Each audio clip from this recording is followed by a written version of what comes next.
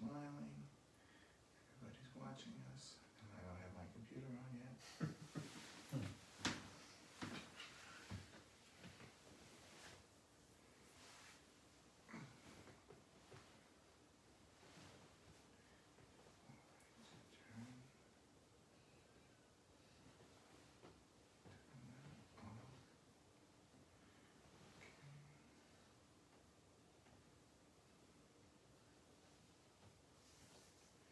Okay, here we go.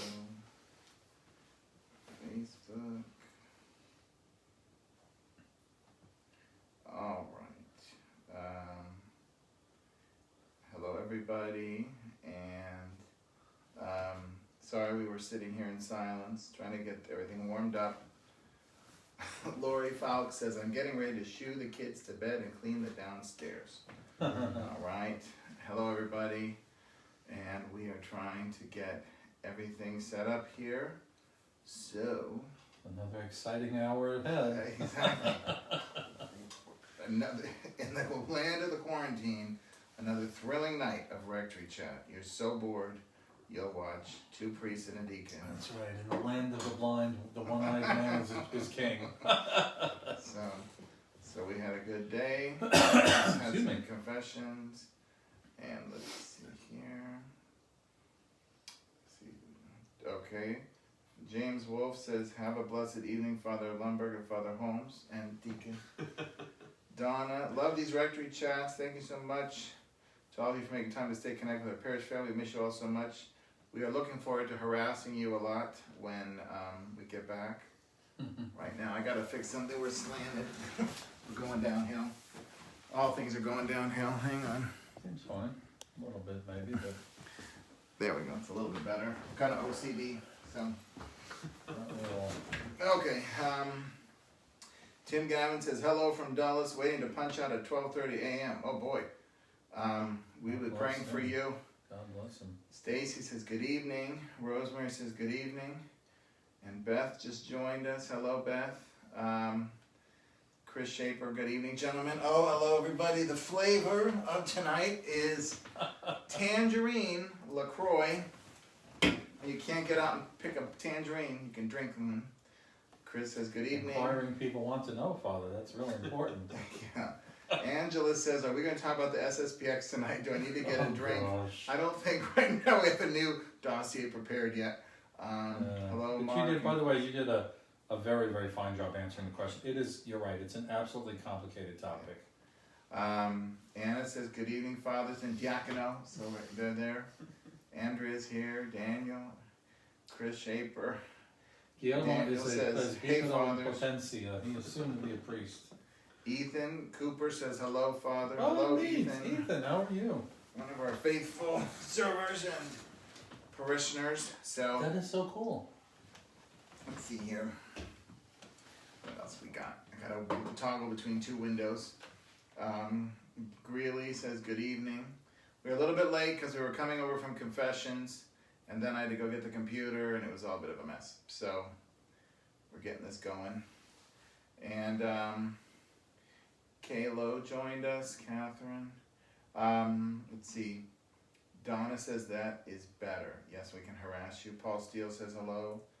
Beth says hi, fathers and deacon. So, Beth, thank you. I want to thank Beth. She helped us. We had a wedding here on Saturday, our small Corona wedding with our small numbers. And Beth and her team of people came over and helped decorate and get it set up for this couple that was going to get married in New Orleans, but we had to be a little New Orleans for them. Oh, wow. Yeah. And yes, Mark suggests we talk about this news about the consecration. The bishops of the U.S. are going to reconsecrate the United States to Our Lady. Good. On Excellent. Friday, May 1st. So I'm not aware. I hadn't heard about this. Kim, Deacon, had you heard about this? No. just came out today. Oh, okay. Yeah, It can and- only be for the better. Yeah, and so we're excited about that. And so I've got to dig up here and find the letter from Archbishop Gomez, who's the head of the Bishops' Conference. Well, and also I think Guillermo would probably know better on this one. I mean, a couple of years ago, weren't they saying that, that Our Lady of Guadalupe is now, the title was Our Lady of the Americas, I think. Yeah, patroness of the Americas. Certainly a beautiful, powerful devotion where a very simple farmer peasant, Juan Diego, he appeared to her in around. She appeared to him. Forget me. Let's see here. Okay. Little rift I'm tonight. here, the Blessed Mother. Okay, yeah. Anyway, the Blessed Mother appeared to him. I think it was somewhere around 1530, give or take. 1531. 1531, and asked for a church to be built there on a particular spot, and so he asked for a sign, and ultimately, Natilma, when he went to the bishop, the roses fell out and bloomed at a part on a mountaintop that at a certain time of year was impossible, and the bishop, his name was Juan Sumeraga. So Juan Sumeraga did have the church built, and the other interesting part, again, Guillermo probably knows this, I'm sure. Part of the reason why the Blessed Mother requested that was because on that spot there had been human sacrifice. At least that's what I was told. Is that There was a lot of human sacrifice, yeah. yeah? And the other interesting thing, and of course you know this too, once the church was built, massive conversions in Mexico. When she appeared, 9 million people converted. Massive conversions. And they hadn't had conversions prior to that. It was a lot of difficult cultural issues with the colonial people. Yes. And so, and the Archbishop Zumaraga was praying, or Bishop Zumaraga was praying for help because he was frustrated and because it wasn't working. And so he asked for this sign of Castilian roses, and then she answered with that. This is real quick, the letter from Archbishop Gomez from LA. Brother Bishops, each year the Church seeks a special intercession of the Mother of God during the month of May. This year we seek the assistance of Our Lady all the more earnestly as we face together the effects of the global pandemic. In that spirit, plans are underway for the Canadian Conference of Catholic Bishops, the CCCB, to consecrate the nation of Canada to Our Lady, our Blessed Mother, care of our Blessed Mother, on May 1st, 2020, based on discussion with leadership of the Canadian bishops. The Executive Committee of the U.S. Bishop agreed to do this, basically. So we're going to reconsecrate our nation to Our Lady and do it under the title of Mary, Mother of the Church, at the same day that the bishops in Canada are doing excellent. It can only be for the better. Yeah, so this is great. And so it's going to happen. Archbishop Gomez is going to lead the prayer of reconsecration at noon Pacific time, 3 p.m. our time, on Friday, May 1st. And he's inviting other bishops. We should offer Mass at that time. Yeah. So that would be wonderful. So it's great just to see this encouraging little, ray of light and a little positiveness. It's a new word, positiveness. Let's see, here we go. We got a bunch of people joining us. Greeley, we mentioned, says, good evening. Joan Castle, good evening, fathers and deacon, enjoy your rectory chats. Daniel says, are you still doing drive-through conventions? Yes, we just did them for an hour and a half. Absolutely. And we had good business. Bernadette says, good evening, fathers and deacon. Mark says, missing you in Fairfax County. Mark, we're looking forward to getting to Fairfax County to come harass you. We're containing our harassment to the internet. Paulina Estrada de Albizura says, hi, fathers and deacon. Father Fasano, thankful you all look well. Yeah, Father, we haven't burned too many calories. I mean, we're losing weight. But well, as St. Thomas says, those who have bigger bodies have bigger souls. We got big souls. We got really big souls. We are magnanimous individuals. Although probably Guillermo's the most magnanimous among all of us. Right, and he squeezes a big soul into a healthy frame. Kelly says, good evening, fathers and deacon. Prayers for healing and strength, please, for my father-in-law, who started 8 weeks of radiation treatment today. Yes, okay, everybody, please pray for Kelly's father-in-law and for his healing. Jonathan Fioramonti, this is Seminary Jonathan. Excellent. Please say hello to Deacon Guillermo, and I would love for Father Jonathan. Holmes. He wants Father Holmes to talk about his favorite Star Wars Jedi. Oh. You know, that's a tough call. Was it from Jonathan? It was. Okay. That's a tough call because in the past, I probably would have said either Obi-Wan Kenobi or possibly Yoda. But I have to say, I am coming to a grudging love of Count Dooku because he is so cool. He's got the curved lightsaber. He's the Makashi fighting style. He's elegant. He can zap lightning with his fingers. I mean, there are only two characters who with a lightsaber were as good as Count Dooku, and that was Yoda and the Sith Lord. And Yoda, they did duel, but he held Yoda to a stalemate, although Yoda probably had the upper hand. And the Sith Lord, he was as good or probably even a better lightsaber, just as a duelist, than even Palpatine. So Count Dooku is just this really cool, elegant guy. You know, he's just suave and polished and just, I don't know. The character in the movie was way underused, in my opinion. Way underused. Well, so there you have it. Jonathan knows how to stir the pot. I'm trying to look something up here on the map, but I can't find it right now. And the actor Christopher Lee had a quite a long history. British actor, also World War II veteran, decorated in World War II. As a veteran actor of mostly horror movies, many horror movies. He probably made some other non-horror movies, I'm certain. And when he made Star Wars, I think he was close to 80 by the time he played that role. So just passed away a couple of years ago. He made it to his into his 90s, Christopher Lee. We have all kinds of questions. We're covering everything tonight. Well, there you have a Star Wars. Father Fasano points out as many people converted in the New World during the same period when Our Lady appeared to Juan Diego, then about the same number left the church in the Old World during the Protestant Revolution. So about 9 million Christians separated from Catholicism in Europe, and 9 million converted under Our Lady's intercession. There was Guillermo and I were talking about this. It was interesting about the Rosary. Tradition has it that Our Lady gave St. Dominic the Rosary. It's likely that in some form the Rosary pre-exists Dominic, but be that as it may. The modern form that we have of the decades, etc., is really kind of, at least as far as I know, and I could be wrong, so I want to confess this, I could be wrong, is due to a Dominican named Blessed Alain de la Roche. Now, de la Roche took the Rosary, I think, to England. And of course, England then, they came over the colonies were started when they left England. And the first bishop, I don't know if he was a bishop or archbishop of San Francisco, this is probably early 19th or 18th century, was a Dominican. I don't know his name, don't ask me his name. But anyway, he started the Rosary Confraternity on the West Coast. And this Dominican bishop spread Rosary devotion on the West Coast of the United States, probably coming from England. Mm-hmm. And now this is what I'm not sure about. So again, don't quote me on this, but supposedly the Blessed Mother appeared to Blessed Alain de la Roche, and basically said to him in so many words, "You better do this, or you're going to be in big trouble." So that's probably a bit of an oversimplification, I'm sure. But anyway, he definitely had something to do with not only the way the Rosary, the modern Rosary, what we call today, I guess, if you want to put it that way, and also it's the spreading of the devotion of the Rosary, because when you think about it, you're meditating on all the central mysteries of the faith, essentially. Now, with the luminous mysteries, the new ones added by Pope St. John Paul II, some people call the Rosary a mini Summa. So it's a beautiful thing, and it had a lot to do with, I'm sure, with the evangelization of this country.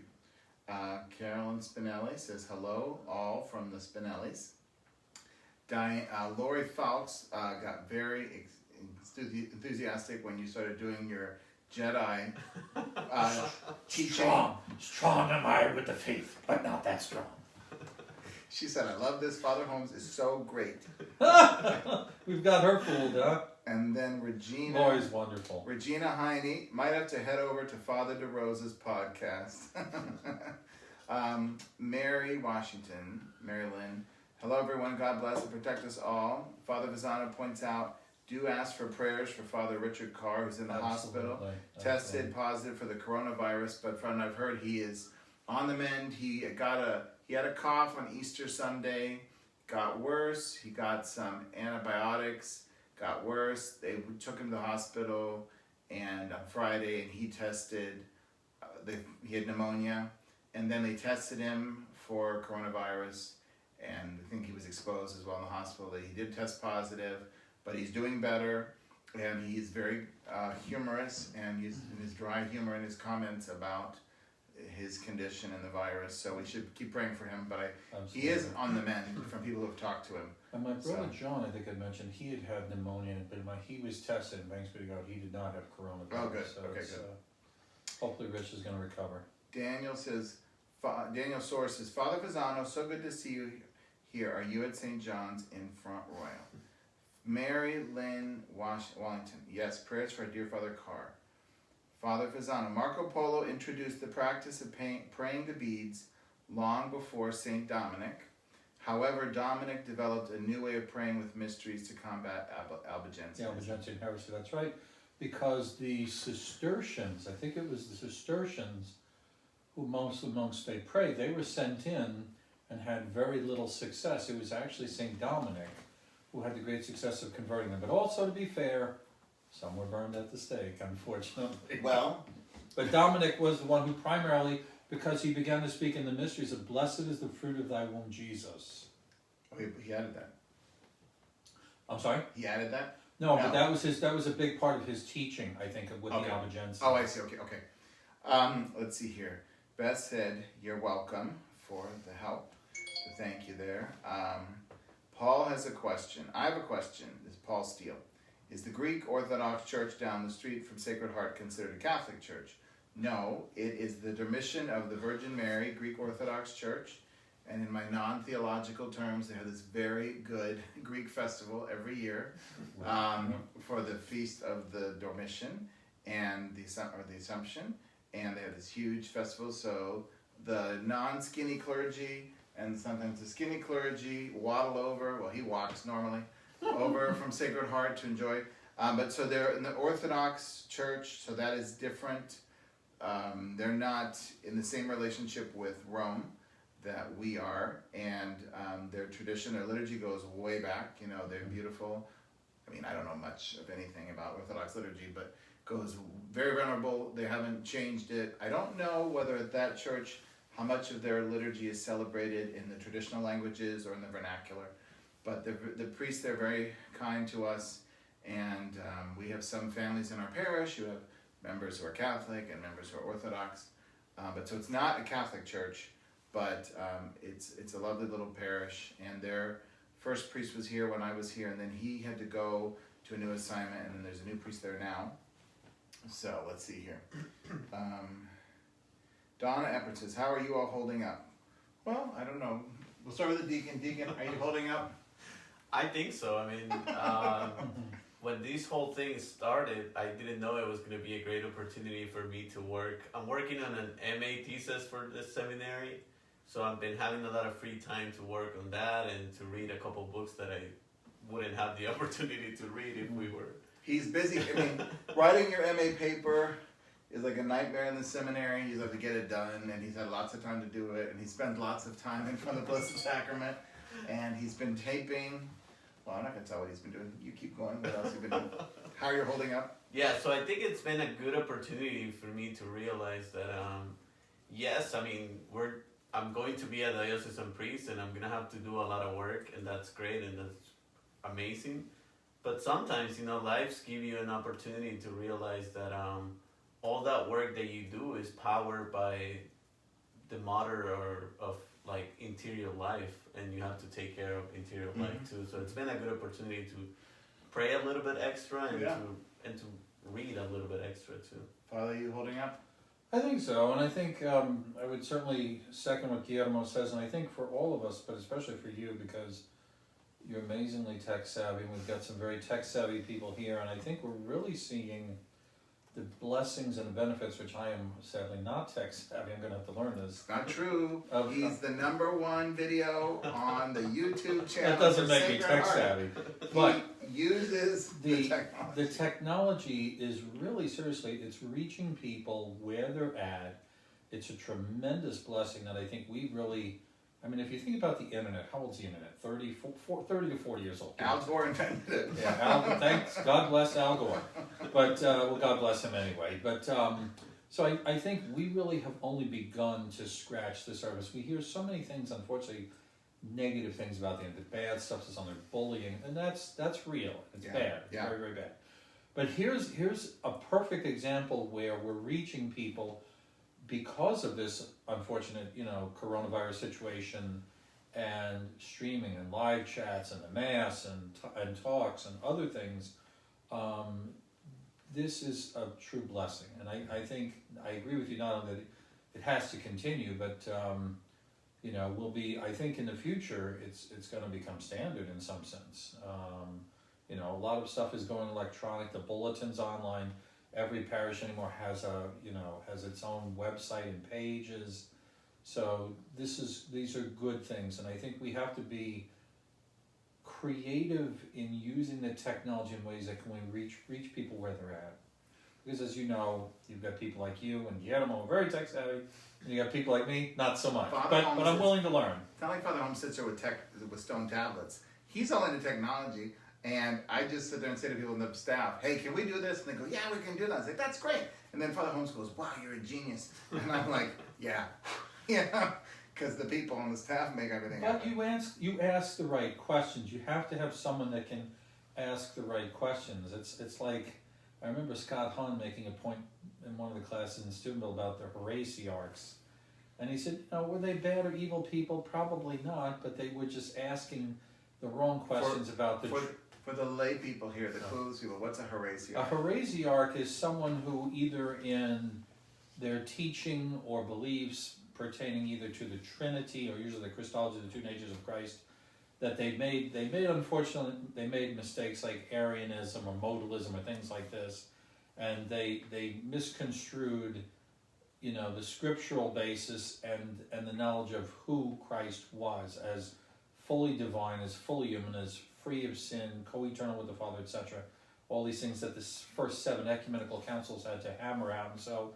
You had Irenaeus of Lyon and Athanasius and other great saints and bishops and reformers who said, well, no, here you're wrong, here's actually why. So they asked questions, they just asked kind of the wrong questions, whether knowingly or not, or intentionally not in some cases. If they had Rectory Chat, they would ask the right questions. They probably would have gotten the right answers too if they asked, not that Juan Diego appeared to the Blessed Mother appeared to Juan Diego. So we try to put people on the right track. Kathy says, can you tell us more about running errands for other parishioners, etc.? Yes. There are, number one, there's a new homeless shelter, it's kind of related, homeless shelter in town, and there's a bunch of great parishioners who have been getting involved with bringing food and things like that, or cooking for them. Also, we do have people who are trying to help coordinate reaching out to parishioners who are shut-ins and need help. So if you want to email us at office@sacredheartwinchester.org, then we can, and just say you're interested in maybe helping out, or you know someone who needs help, we'd be happy to plug you in with the people who are helping to coordinate that. Let's see here. Donna, beautiful answer, Deacon. Would you recommend any of the books you are reading? Oh. He's reading all these great books about Jesuits right now. So, any good ones that you recommend? Yes, I was telling the priest the other day because they asked me what I was reading, and I told them that I'm reading this book about this Jesuit. He's actually a saint, Alberto Hurtado. He's originally from Chile, and he has a really interesting life because he was a Jesuit right before the Second Vatican Council. Yes. So it has given me an opportunity to look how Jesuit spirituality used to be before the council. So it's been... And he's a really holy man. He's always talking about Ignatians and the spiritual exercises. But he has a big concern for the poor and the needy too. And he connects it in a way that it's really amazing. That's awesome. Like I've never seen it before. Because normally, it's hard for us to connect it. We tend to highlight one thing or the other. Right. But he does it in a way that is really Christological too. Because every time he talks about the poor, he's always thinking, well, I need to feed this person like I will feed Christ and all that. So it's been great. Often I think of, there's a dichotomy, we think of those who are physically poor or have no money. And that's grinding poverty where you're homeless or can't is never a good thing. We should not want that. Everyone should be able to hopefully make a just and living wage to be able to support their families. Here in the United States, for the most part, that's not a problem. There is poverty in the U.S. I remember. Well, right now too, there's a ton of poverty because of the shutdown. There is right now, and that's 22 unfortunate. million people off of work. We pray that the economy will come back. Before that's, yeah, you're right. But oftentimes I think too, besides the financial or physical poverty, which is potentially life-threatening in cases, is the spiritual poverty, the ignorance, the lack of faith, or people who have never even heard the gospel. There was a story, I don't know if you guys heard this, about a year or so ago. This was, I think, somewhere off in the Indian Ocean. I can't remember where it was exactly. There was a little tribal island. It was an island, like I said, somewhere I thought in the Indian Ocean. I can't remember where, but there was a specific tribe of peoples there, natives. Mm-hmm. They had never had foreigners visit. They'd never heard the gospel. And so this guy who was, I think he was an evangelical, went. Was this the one that happened last year? Yes, Yeah. he went and tried to bring the gospel. They ultimately killed him, and it's very, very tragic. You know, I tend to think, okay, was that imprudent? He felt so powerful and so strongly about these. They need to be evangelized. They need to know who Jesus Christ is. And oftentimes, us in America, obviously before the whole situation we're in, there was a lot of material wealth, but spiritual poverty. And then you look at like Mother Teresa, who took care of people who were physically poor, but maybe were wealthy in the faith, including those who might not have been Catholics. I remember one person said, you know, I'm going to go to heaven because of Mother Teresa. Now, we know obviously only Christ saves, but the marvelous example of what she did, it's amazing. So back to your question real quick. Mm-hmm. Any books you recommend on what you're reading? Yeah. Is it more like scholarly or? Well, right now, for the sake of the thesis, I've been reading a lot of books related to Familiaris Consortio, which is Okay. a document that JP2 wrote on marriage and family, basically. Okay. And it's really interesting. It's always hard because it's a magisterial document, but if you have the opportunity to at least look at it, it's really interesting. And my thesis topic is about the family mission to education. So it has a whole chapter on how families should educate their children. So it's really Has that interesting. struck you while people are having all their kids at home during the quarantine? Yes, it's really interesting because the document make the points that parents are the primary educators of their children, and then all the other educators are secondary educators. So in a way, you know, parents delegate the education to other educators, but at the end of the day, the last responsible for the education of children are parents. So it's Also in the rite of baptism, it speaks about in the rite of baptism, which is crucial. Other important questions. Beth asks, why is the deacon in the corner? We're trying to socially distance, even though we live in the same house. I thought if we were all right next to each other, well, I mean, he should be really the center of the whole thing, but it looks like he's in the naughty corner or something. But anyways, let's see here. Bree says, good evening. Any discussion of having RCI classes potentially live online? Yes, there has been discussions. Excellent question. We're looking at all kinds of things. There's no specific plans yet. We're trying to think of a few more things, like a book study that we could do online, maybe a devotional thing, maybe go around the parish and show tours of different parts of like the sacristy or the sanctuary or the church, you know, kind of like teaching things about the stuff that we see all the time, but maybe people want to learn more about, and book studies, all kinds of stuff. So we did bring up RCIA, and we're trying to figure out how to pick up some of the classes that got cut off with the RCI class when everything kicked into overdrive with the quarantine. Tim says, by the way, is Blessed Sacrament exposed at the Rectory tonight? Thanks. Yes, it will be. Right now it's in the church, and then we'll have exposed in the window after we wrap up with this. Okay, here we go. Oh, here we go. There's more over here. I'm going between 2 pages for questions. Wow. So we have all kinds of stuff. Isaac Cassick, question. Ashley and I were watching Holy Mass on Sunday, what a 9 lovely a.m. couple. Father Lundberg was celebrating. However, it sounded like Father Holmes was the cantor. Can anyone elaborate? Well, Father Holmes did cantor at the Easter Vigil, but you probably heard Chris Ricketts. He is one of our cantors. Or it could have been Mark Pickowitz, our music director. We've had sometimes 2 or 3 people helping with music. Both of which have beautiful voices. Yes. Chris has a beautiful voice. Mark has a beautiful voice too. He does. Father Fasano says, in true ecumenism, the Dormition Church of Our Lady, they feed us priests for free. They are very kind to us. They sit us down. They give us some beer, some wine, all kinds of good food. And then Chris Shaper brought up the Filioque controversy. We try to get every controversy we can on Rectory Chat at night. So let's see. Lori says, wow, the deacon is really being productive. Yes, totally. I'm trying to be. Actually, it's really interesting because I've been doing a lot of talks through Zoom with parish groups. And, Yeah. Oh, that's great. and it's really interesting because at the end of the day, you know, you can say, well, we're not meeting and we're not going to do anything and that's it. But I'm really happy that a lot of groups are being really creative and They are, finding yeah. ways to Totally. get together. Yeah. Let's see here. Okay, let's see. Christina pointed out Pope Francis tweeted about a bat. So I looked that up, and what that was is, he, in his homily tweet from Santa Marta, said, let us allow the love of God, who sent his son Jesus to enter into us, and help us to see the light of the Spirit. Let us ask ourselves, do I walk in the light or in darkness? Am I a child of God, or have I ended up like a poor bat? So, we want to be in the light. I think he meant that the bats are somewhat blind and fly by sonar. And then he also said, when we are in a state of sin, we are like human bats who can move about only at night. We find it easier to live in darkness because the light reveals to us what we do not want to see.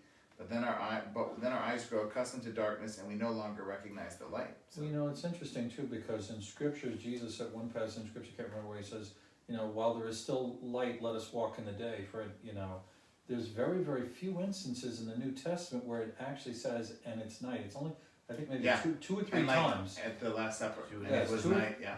And with Nicodemus, and I can't remember the other, but Yeah. so the theme of night or darkness, it comes up very few times in Scripture, and that it usually is a very poignant thing when it does. It's a powerful metaphor.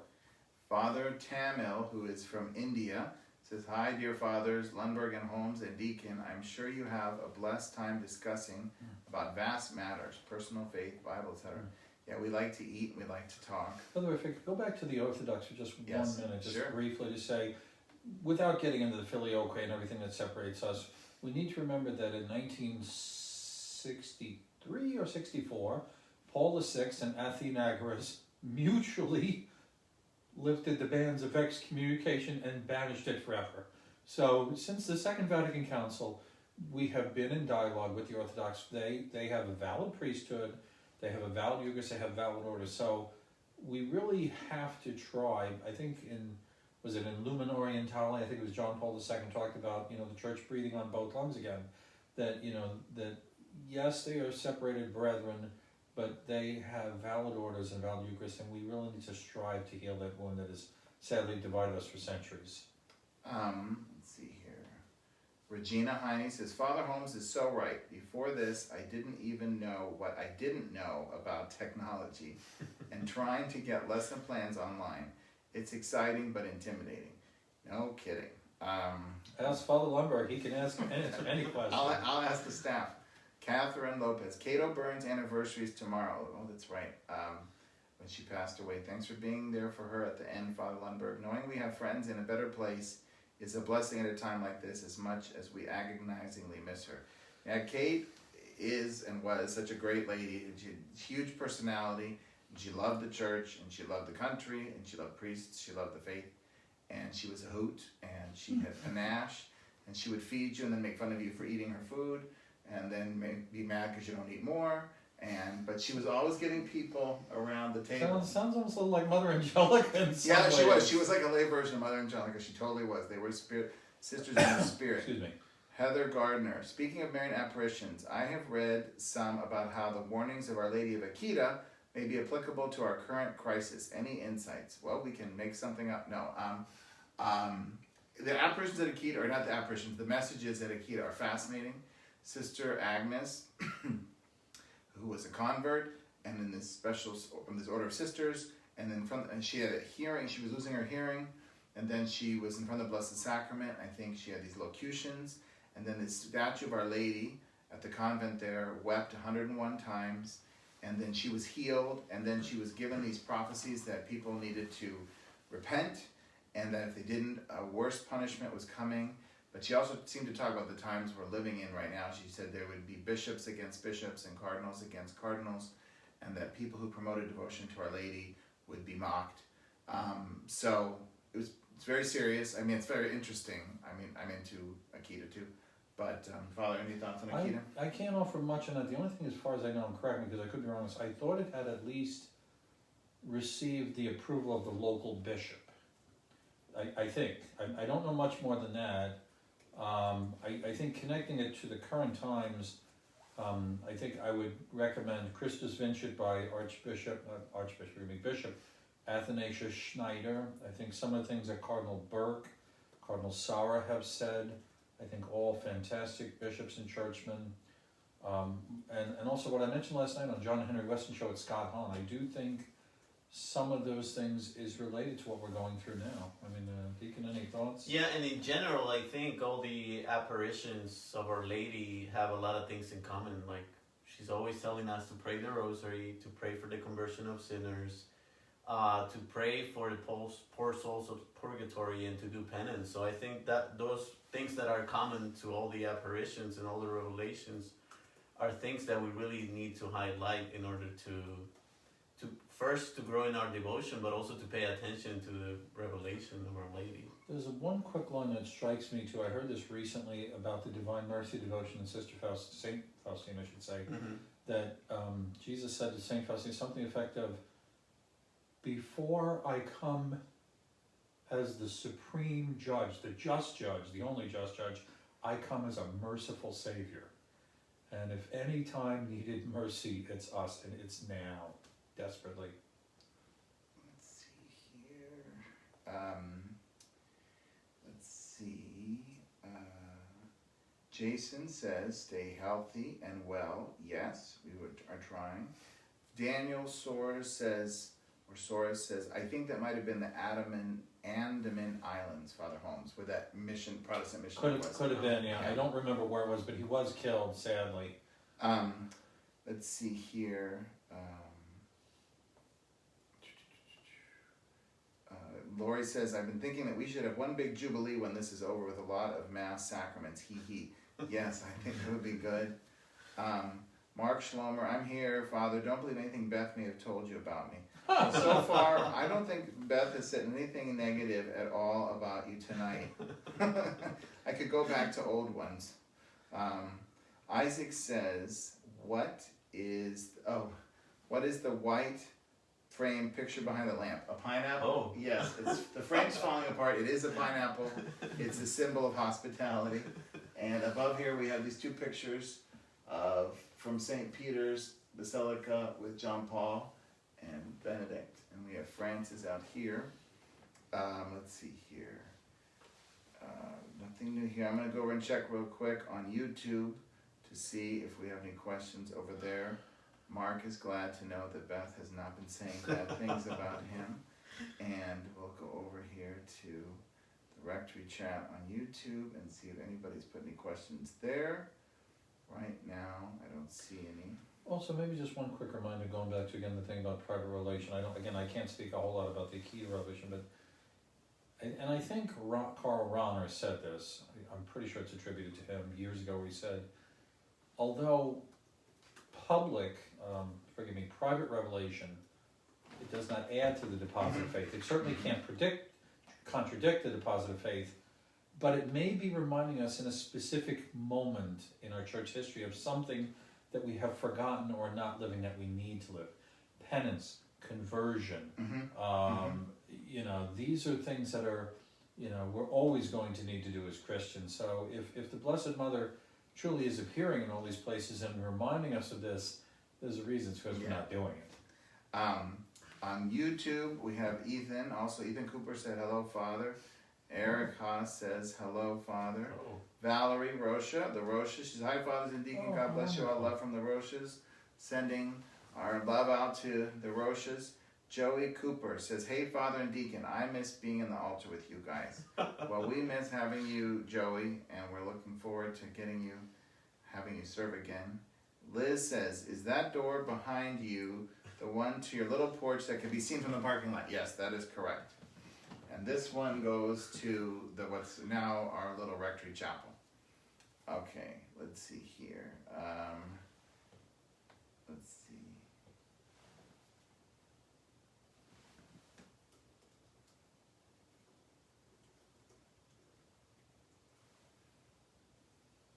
Let's see. Emma says, I love pineapples. Donna says, Father Lundberg, have you even opened your LaCroix? Not the second one. I opened the first one. I've got to figure out a way to check 4 feeds at one time.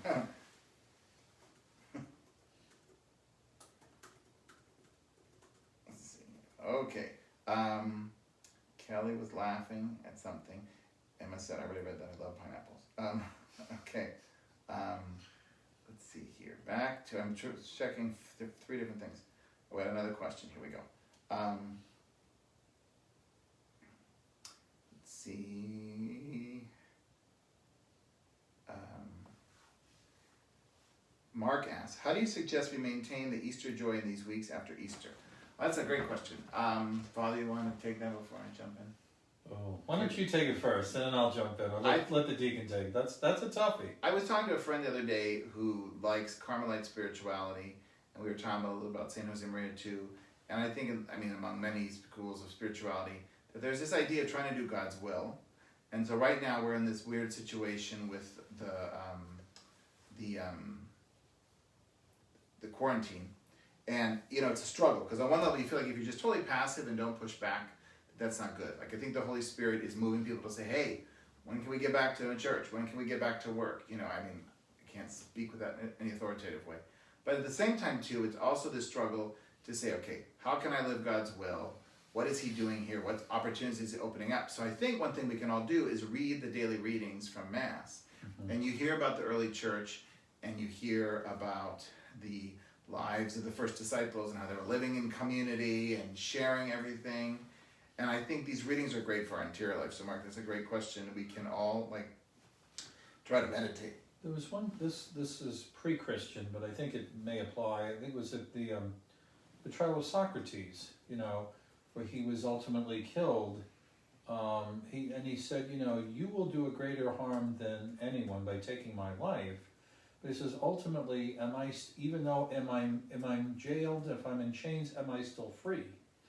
And I think Socrates was pointing to an interior freedom. Yes. That Walter Ciszek picked up a little bit on this, because when he was in Russia, probably Lubyanka, he was really in a tough spot, and he finally he said, I give it all to you, Lord. And at that moment, he said he had a piece of freedom that he could have never known. So this interior freedom, even though, yes, we are restricted in our traveling, we can't go to the places and I've said to penitents, I think, I better not get into that, but anyway, I think part of our problem is we feel like we've lost power. And in a certain sense, it has been restricted for health reasons. We do need to be mindful of protecting lives for health reasons.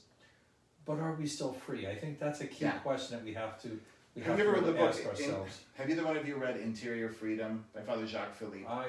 No, parts of it. I haven't read the whole thing. Well, in there at the beginning, he compares Therese with Eddie Hellison, I think is her name. She was a Jewish woman who died in the camps. And when she got there, she wasn't particularly active in her faith. But she discovered within her this freedom. She said, I'm surrounded by hatred, by the Nazis, by all this imprisonment. But she says, I am still free. And so she describes her world. And then Father Philippe talks about going and visiting the Carmel where Therese lived, and he loves Therese, and he loved the story of his soul and all this stuff. And when he would read the descriptions of her life, these vast horizons, and then when he went and visited the convent, it was podunk. It was small, it was not impressive. He's like, what's the difference between how she saw it and how he saw it? And he said it was her interior. And so I think the quarantine, one of the benefits it's forcing us to do is to work on our interior lives. Because the things I love to rely on, I can't. The people I want to see, the things I want to do, and so it's kind of uncomfortable because you have to kind of go One deeper. of the things, and this is way out of my league and over my head, is John of the Cross speaks about this, where he speaks of God. God is in the very depth of our being. He's in the very, something Meister Eckhart said that God was in the Grund, the ground. The ground. There's a good German word, the ground of our soul. He was at the very core of our being. And oftentimes, one of the things, Guillermo could probably speak to this because he's been praying so much, one of the things that's very advantageous to the spiritual life, and also Cardinal Sarah speaks about this, is interior silence and recollection. You know, that we have to tune the noise out. There's a cacophony of noises everywhere, from horns to fire engines to bells, you know, to everything. It's like, you know, cultivating an interior life has to begin with recollection and trying to tune noise out, I think. Yeah. And I think it's a good opportunity for us to realize that the joy of the gospel is not only a feeling. I mean, it has to do with feelings, but it's not only a feeling. And sometimes, I guess, in our regular life, we pay so much attention to Easter comes and we eat a lot of chocolate and we think we're happy because we're eating chocolate. We are. And we are, in a way. I ate most of the chocolate Easter bunny, to be fair. And we thank Carla and Tim for our Easter bunny that they sent us, which was so amazing. But I think it's a good opportunity for us to realize what the joy of the gospel really is. And at the end of the day, the joy of the gospel is to be grateful and give thanks to God, and no matter what the circumstances are. I know this is hard, and it sounds like it's... No.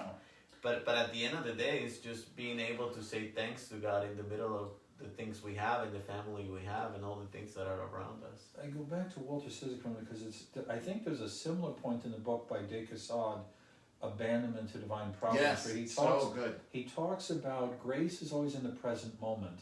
Walter Sizik eventually came to see that his being in Russia was not an accident, it was ultimately God's will. Yeah. And he could surrender to that will, because there was a part in With God in Russia which wasn't quite as good, where they were building barracks in Siberia. Something like some terribly menial, horrible job in the bitter freezing cold. He's lucky he didn't die.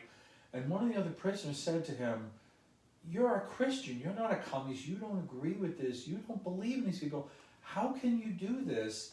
And he said, it was interesting, he said, "No, you're right, I'm not a communist, I don't agree with them, and I don't believe in their philosophical system." He said, "Even though I don't agree with them and I can't cooperate in a certain sense," he said, "if I build this barracks, someone will benefit from it, and that is ultimately God's will in some sense, in a strange sort of way." And in a providential way, he was right. And so, yielding in the moment, which is hard for all of us. Again, a lot of this, I think it's about control. And, you know, and again, Teresa of Lisieux, I think, probably struggled with this too, especially in her latter years as she was ill and surrendering her life to God when she had very poor health. Father Fred Miller, one of his books, talks about this. Yes, the trial of faith.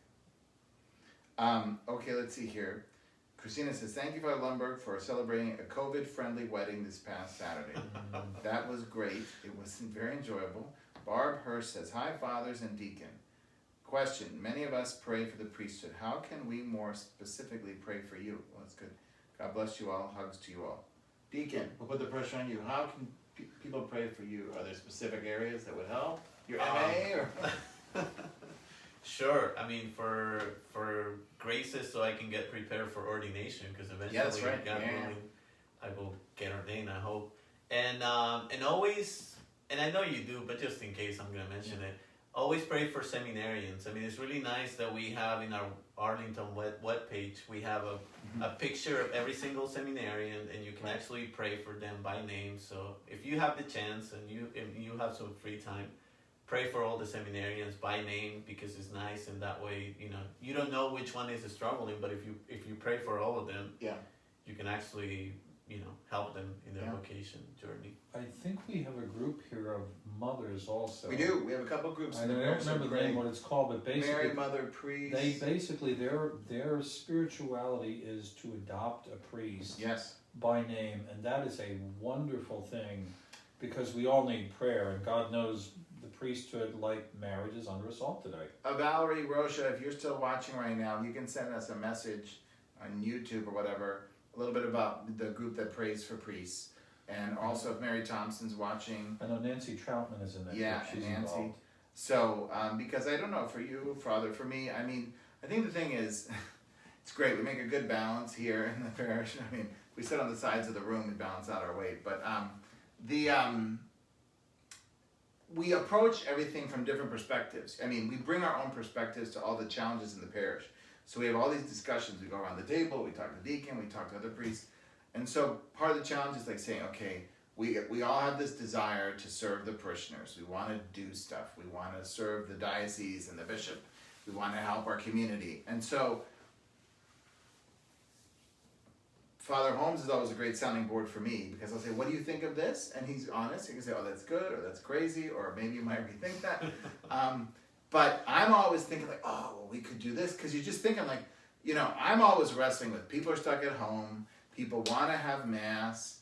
There's all these different factors coming in. And so I'm like, oh, could we try this? Could we try this? So if you could pray for wisdom for us, of the gifts of the Holy Spirit, that we would be open to following the Holy Spirit's lead and to be prudent, and also to see creative ways that like this Rectory Chat. We saw other priests doing this. It's a great way to connect with people, so that we can be open. Also, too, for balance, because, it's weird. Like, before you'd be busy running from thing to thing to thing, and now you go from Zoom call to Rectory Chat to confession. It's a weird schedule, so, I think those prayers help a lot, too. I go back to the line I think I spoke of a couple of days ago between Cardinal Newman, and it was John Henry Newman, and it was either Henry Edward Manning or Nicholas Wiseman or one of the other British cardinals, and he said, well, I just need one server to make the responses at the Mass, and Newman said, where would you be without a congregation? You'd be Cardinal nobody, you'd be Cardinal Newman. We need, the people of God need us, but we need the people of God. We need their prayers. We need their support as much as they need us. We need each other. This is a journey. We're on the journey to We're heaven. a family. Kelly asks, and Father, you're going to love this one. What would be a good book to read about monastic life and the rule of Saint Benedict? I can give you two authors. The rule itself is in English, so you can easily find a copy of that in English.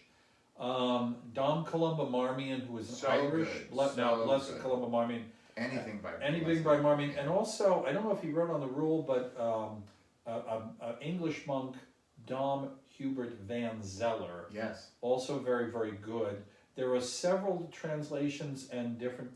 Adalbert, A-D-A-L-B-E-R-T, Vogue. Adalbert Vogue, who was either Benedictine or Trappist, French monk, died pretty recently, was a scholar of the rule, wrote several books on Adalbert Vogue, I think was his name, would be a good consultant on the rule. But the rule you can get in English. Occasionally I give it as a penance to people to read, because part of the rule is about sanctifying the day. I once heard a monk say to me that the monastery was next to heaven. It's a beautiful thought. The rectory is next to heaven. Most of the time. So purgatory, any one of those authors, and I think there are several different authors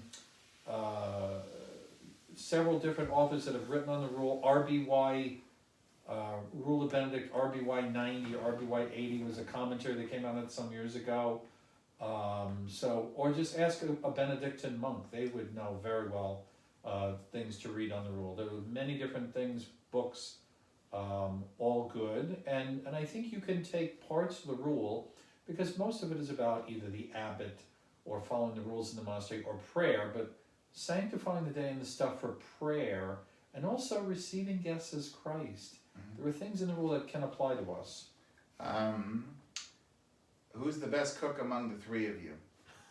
Well, so far, do you cook? Do you like to cook at all? No, I can't cook. I can open a can of soup and make peanut butter and jelly, which I'm not supposed to eat anymore. That's about it. No, I can't cook. Do you like to cook at all, Guillermo? We haven't let you cook. Well, I used to be in religious life, so when I was in religious life, we used to cook. So, maybe you get the chance to cook again. I've been cooking, but I haven't cooked in a long time. So I like to cook. I just normally don't have the time to do it. But when I can, I do like to cook. I've auctioned off dinners. I still have some in the parish I need to do that dinner for. Let's see here. Tim says, Father Lundberg, how do you pronounce your first name? It's Bjorn, and is there a Saint Bjorn? Bjorn is linguistically connected, or a Scandinavian version of Bernard. So I adopted Saint Bernard as my, or Saint Bernard, how do you want to say it? As my patron saint, if you will. Confirmation saint was Saint John the Baptist. But, so that, and it means bear. And I was very happy when The Hobbit came out, because there was a character named Beorn, with an E, not with a J.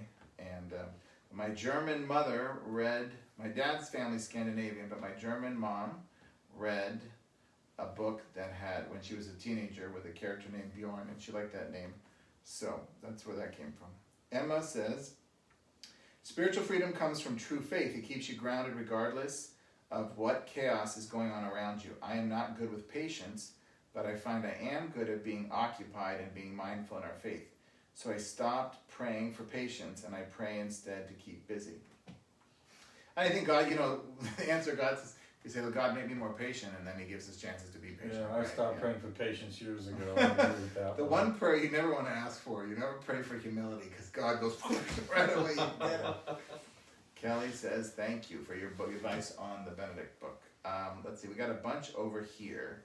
Let me see here. Whoa.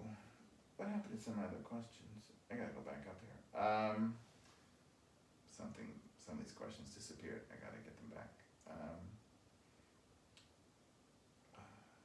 Yeah, this got messed up. We have a fun couple comments here. Anna originally asked, are those chairs real leather? But then Anna responded, Father, that was not me, that was Greg. So Greg and Anna are watching from Denver. Yes, I think these are real leather. We inherited them. They're about 30 years old, and they need some work. But they have sustained the assault of us sitting in them every night. But good to hear from the Pollies from Denver.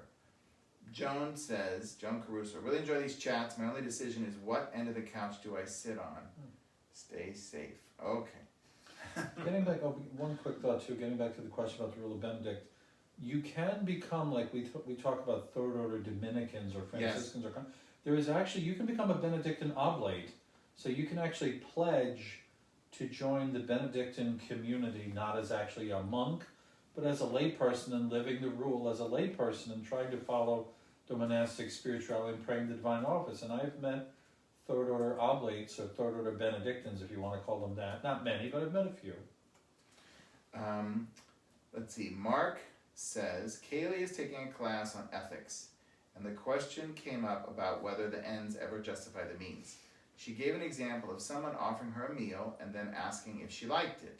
Does she lie and say she did not to hurt feelings or to tell the truth? Does she lie and say she did not to hurt feelings or to tell the truth? On a more serious level, she gave the example of hiding Jews from the Nazis and being asked directly if they are there. So, I mean, on some level, there are questions. These both sort of dance around the issue of mental reservation because we have to tell the truth and be honest. There are some questions which come up about some people have the right to know certain things and others don't. So sometimes there's a question of if Father Holmes knows that I'm hoarding gummy bears in my room, but people don't maybe have the right to know that, but he knows this weakness of mine. He could say, well, it's true, I just got to tell the truth. But he might say, well, that's a flaw on Father Lundberg's part. I'm not hoarding gummy bears. But, when I know something about someone else or we know something bad, if someone struggles with an addiction or somebody had a challenging event in their past, even though it's true, others don't have the right to know that, and people have the right to a good reputation. So there's the question of who has a right to know. When the Nazis come to the door, they don't have the right to know if there are Jews hiding there. So there's questions that we could look at about mental reservation, about what you can or cannot say legitimately. Then if someone says, oh, does this cassock make me look fat? And you want to say, oh, I want to be nice, Father. You find ways of saying something complimentary. Oh, no, Father, you look really skinny. Obviously, you can't say that. But, so right, the question, do I look nice? Or do you like this meal that Father prepared? And it's like, poor Guillermo, he tries to be nice. So we opened up a couple, well, it sounds like a bunch of lushes, but I don't drink a lot of wine around here, but we have some wine. So we opened up a bottle of wine. I thought, oh, Guillermo, we'll have some wine. I said, how's the wine? He goes, oh, he was trying to be nice. And then I tried it. It was awful. It was like swill. So he didn't actually say this is the best wine I've ever had, just to get him off the hot seat in the corner here. But, sometimes you just try to be pleasant, and this is a good question for us to look into and come back maybe on another episode Rectory Chat. The Father? one example that comes to my mind, and I know this was done a lot during World War II, is that to save the lives of Jewish people, they were given papers that, you know, said that changed their identity or something. So John the 23rd, or he would become, Angelo Giuseppe Roncalli would become John the 23rd, smuggled many, many Jews, I think out of Turkey or Bulgaria or something like that, saved people's lives. So, you know, it does go to some degree to the position of the Catechism speaks about, well, certain knowledge can be reserved. It's like you don't have to tell certain people things, like the classic is the Nazi comes, are you hiding a Jew there, or am I hiding a Jew under that table? No, I'm not hiding a Jew behind this chair, or a Jew. It's a Jewish person, I'm saying, Right. he's slang, but so it's a tough situation in those kinds of circumstances.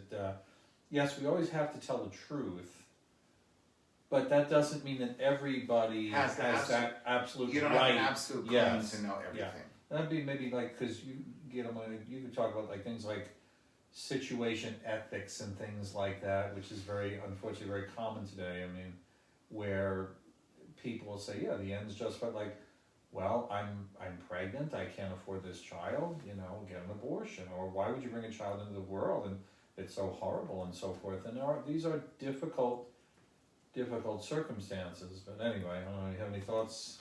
Yeah, and I don't think if I remember this right, but I think it's the Catechism and Veritatis Splendor, a document on ethics that talks about that you always have to look at the object, the end, Yes. and the circumstances. Exactly. Oh, thank you. We pay him to say these things.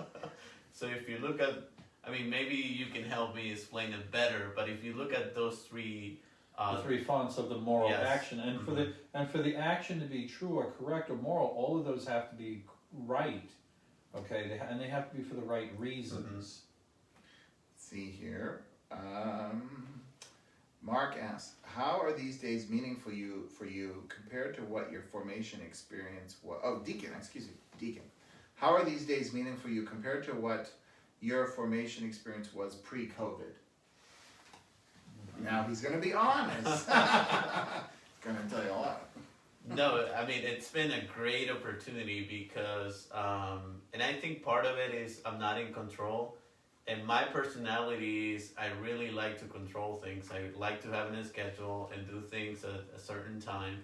So it's been a good opportunity just to be flexible, because at the end of the day, that's gonna be part of my priestly ministry. Yes, I'm gonna have a schedule, but I'm gonna have run into emergencies, and sometimes I'm gonna have to run to the hospital and stop doing whatever I'm doing. So I think this COVID situation has given me an opportunity to reflect on how flexible a priest has to be, and also how creative, because sometimes you have to come up with new ways to help the people of God. Yeah. Excuse me, I'm sorry.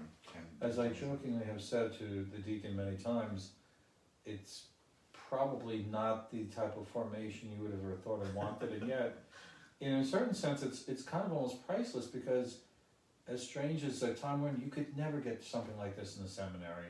Well, and again, I don't know. I've said this many times.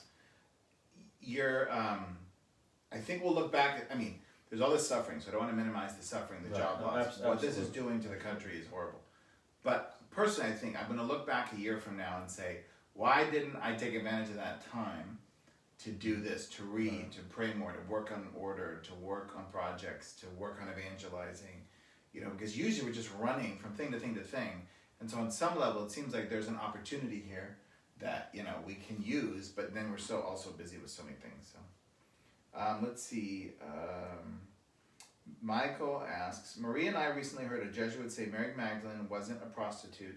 We've always been taught that she was, and changed her ways. Your thoughts? I don't know, Father, you want to jump in on this a little bit? I think the issue is, there is the question about the woman caught in adultery, and there is the woman of Mary Magdalene who is repentant, and it's not immediately self-evident from the scripture that they're the same person. Yeah, in church history, some have said they're the same person. I think the Jesuit would be correct on this. And Guillermo he's had more recent scripture studies than us, but Yeah, I believe you're correct that in the past the two are confused. More recent scholarship, I think, would seem to indicate that they are two separate people. Is that your understanding also? Yes, but just to add to that, I mean, even if it's a confusion, it's been part of the tradition. So I think. I mean, it's legitimate to read it yes, either way. I think so. Yeah. Let's see, but that is a good question. Daniel asks, Father Lumber, do you think we could have a theology of the body class or study sometime at Sacred Heart? Or you mean online? Either way, yes, we could. We were talking about having guests on. We might start trying to get some guests on our Rectory Chats. Mm-hmm. One person who could be good maybe would be Laura Ricketts, one of our parishioners. Yeah. She works for Abby Johnson And Then There Were None, which does great work with not only post-abortive people who have had the decision made, but also people who worked in the industry, in Planned Parenthood and other places where abortions happen. But she's a great presenter, and she's presented to parishioners and our young adults or youth group on theology of the body. So Laura, if you're watching, if you're not, guess what? You're going to get voluntold. We might have a guest speaker here on Rectory Chat, and we can talk about that. One thought that comes to mind just quickly, there's a very fine book, probably maybe the best in English, which gives the church's teaching on the theology of God of John Paul by Edward Shree, very fine lay person and married. And John Paul spoke mostly to men, but probably to women also, about what he called self-mastery, which is very, very challenging for us because we live in a very sexualized culture. If it feels good, do it, etc., etc. And so to be able to not, I always get the differences between not sublimate, whatever, suppression and repression. To suppress those tendencies that are unruly, that are going to go towards the passion of eros or lust, maybe. Because love is always ultimate. Love is about giving. And that there has to be restraint in dating, and perhaps sometimes even in marriage. So these are challenging things for us to learn, and then also to incorporate. I mean, again, I think you could probably speak to that because of your MA thesis and some of the stuff you've studied in the family. Yeah, and there's another book. I know that he didn't ask about books, but we're talking about books. Yeah. There's another book called Call to Love by Father Granados and very Carl good. Anderson. And it's a very simple and beautiful explanation of the theology of the body. Yeah. Let's see here. We're moving on to other profound questions. What is your favorite beer? Do you have a favorite beer? I don't drink beer, so I like a nice glass of porter, Casey. So sorry, I can't give you a good beer or a bad beer. I couldn't tell a good one from a bad one. Guillermo? Normally, I guess my favorite beer will be European beer like Heineken or things like that, Amstel, but I really like, and I don't, it might be because I lived in Colorado for a year, but I really like Coors. Yeah. So very good. I like German beer, so right now I was attempting to drink wine occasionally because of the low carb thing, but then all the wine has been Lenten and penitential quarantine. So let's see here. Mary says, when the quarantine is over, what restaurant are you most excited to go back to? Oh, that's a good question. Father, any thoughts? McDonald's? No, I'm actually going to stay away from it. Probably IHOP. I like IHOP for breakfast. I'm trying to lay off a lot of the carb stuff, so actually Longhorn will be nice. I can still get steak there. Probably Longhorn is one we'd like to go to on the weekend. And then, of course, we love going to, there's a number of restaurants in the parish that parishioners run. Violino's, Miss Violino's, or also Roberta's, which was, it was a different name. They're under new management. Donato's. It was Donato's. Yes. So Roberta's, we've been doing a little bit of takeout. Naomi says, one more. What do you think about the preparation for the vocations of priests and nuns as opposed to laity? Could you clarify what you mean? What do you think about the preparation for the vocations of priests and nuns as opposed to laity? Yeah, maybe send a further comment to clarify that. Laura knows she's been voluntold. She says, I consider myself voluntold. Let's do it. But first, I have been so curious to ask who the mini popes are in the pictures on the wall behind Father Holmes. It looks like they're tiny holy fathers in the corners of the picture. It is. One of them was original, and then one of our parishioners, our staff members, created the other one to match it. Monsignor Crumpet asked for it. So these are digitally worked on. If you can't really tell, they're a picture from St. Peter's Basilica when they were at, the popes are at the altar, the main altar of the Baldacchino. There's the 4 big massive statues around them, and one of them is St. Veronica. And so you've got St. Veronica's big statue in the background, and then the corner is John Paul. The other one was recreated where it's facing it, where Veronica's statue is facing in, and it's Benedict. And I don't know which one was the original one and then which one was made to complement it, but one of our parishioners made that for Monsignor, I believe, at his request. I was wondering if we could take a stab at that last question. On the formation one? Yeah, please. I think we'll just... She meant the difference of the amount of years. Oh. Well, I think with priesthood these days, usually after college... Here's her follow-up, just to add to this. Okay. Would it be amazing if the laity had more prep?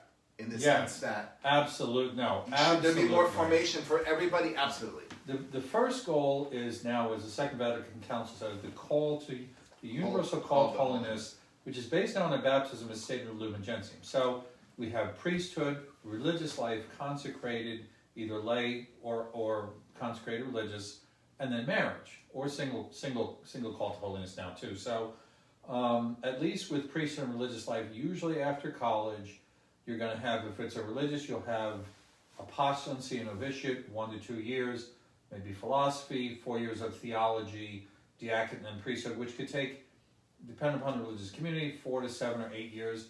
Diocesan priesthood these days, again after college, maybe 6 or 7 years.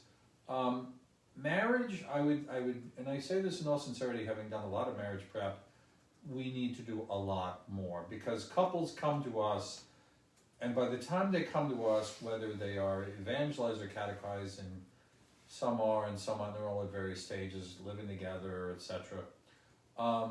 In 6 months, they're going to be getting married. And the thing about, at least with marriage prep, I would say this, and this is a big problem in this country. The wedding is a day. The sacrament and the call to holiness is for life. And too often we're focused on all the ambience, the dress, the flowers, the tuxes, the how many bridesmaids and groomsmen, and and etc. And where we're having the reception, and yes, and the videographer and the photographer and the DJ. It's nice, but it's one day, a couple of hours out of one day, and to stress that this is your vocation to holiness, to fidelity, to permanence, to openness to life, to be light and leaven in the world. I mean, that's a challenging message to preach today, and I think more and more we need to have to make marriage prep both longer, and we absolutely need to have both the priests and married lay couples involved, because I think the married lay couples can greatly benefit us with their wisdom, their living out their own vocation. I don't know, any... Just to add to what you said, I think dating is also a preparation for marriage. And sadly, people don't like to date anymore, or they don't like to date, or they don't know how. So I think there should be somehow a school of dating for people to realize that really dating is preparation for marriage. It's like a seminary, in a way. Back to an earlier question, someone was asking about how they could pray for priests, and I asked Valerie to respond in our group, and she said, this is Valerie Roche, one of our parishioners. She runs our gift shop. And, oh, by the way, before I forget, the gift shop is still available. If somebody wants to, contact us, her email is giftshop@sacredheartwinchester.org. Because people have asked, is there a way that they can still purchase things or get items from the gift shop? And so Valerie's available for that. However, take that hat off, another hat. She's involved with MMS, Maria Mater Sacerdotis. It's Spiritual Mothers for Priests. So she said, we are a hidden group of women, so I'm sorry for identifying her name, that each received a priest for life and beyond to pray and sacrifice for him daily. So it's women in the parish, and not just our parish, other parishes. It's approved in the diocese, I believe. And it's a great ministry because, a lot of these battles that get won in the confessional or in the classroom or in teaching or apostolic work is really won or happens because someone else was sacrificing for the priest and for the people. And so this is one of a number of groups that There's another apostolate in the area. We're trying to see if we can get it started here called Seven Sisters.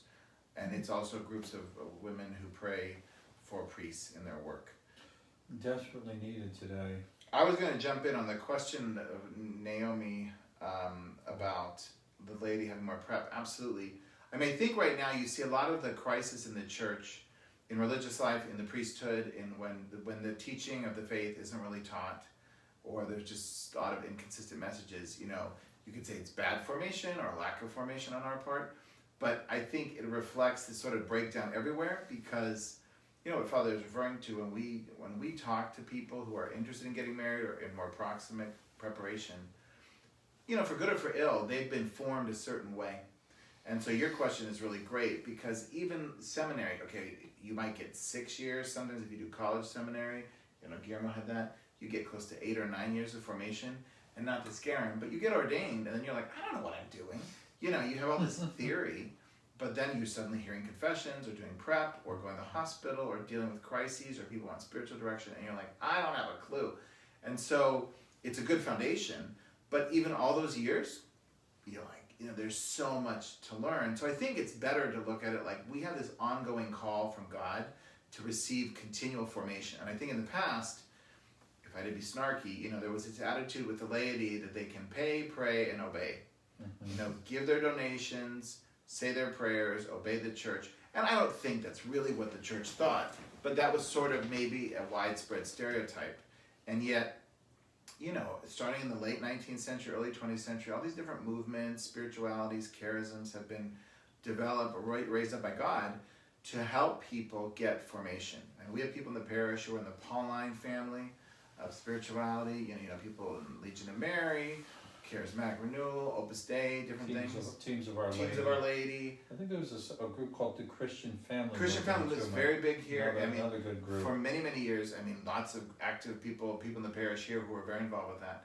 And so all those things gave people nourishment, formation, opportunities for relationships. So I think it should be more of an ongoing thing, but like Deacon's saying, it'd be great, you know, and I think our schools are always looking at this in education, how we can start even earlier. How do you start teaching kids in an appropriate way the dignity of the human person, what to look for in real relationships? Mm-hmm. Because their parents, their grandparents, people weren't formed. They don't know. You can't give what you don't have. They're working hard and they're doing their best. I love what Father Pollard said, but I want to back up just a minute for a little, because I remember my parents, your parents are older than all of us, obviously, but my parents got married right after the war. Mm-hmm. They dated for about 1 year. They got married in 1947. They probably met with a priest 2 or 3 times, like, okay, do you want children? Get me your baptisms. Have you had any prior bonds? You know, probably 2 meetings. Look at the date. Okay, put the date in the book. That was it. Father Pollard, who's our priest of our diocese at Christendom College, our wonderful university where Father graduated from, you know, he said out there the interesting issue is the kids there are very, not only they're very bright and very mature, they're formed in the faith well. So, there, when they start dating, they take it very, very seriously, and they're thinking, if I'm going to love this person, I have to commit to them for the rest of my life. I have to be faithful. I have to be open to children. These are young adults in their early 20s, and they're asking serious questions. Now, that's not to say that every relationship in Christendom is perfect, or that they all get married any more than at Steubenville or TAC or other good universities. Right.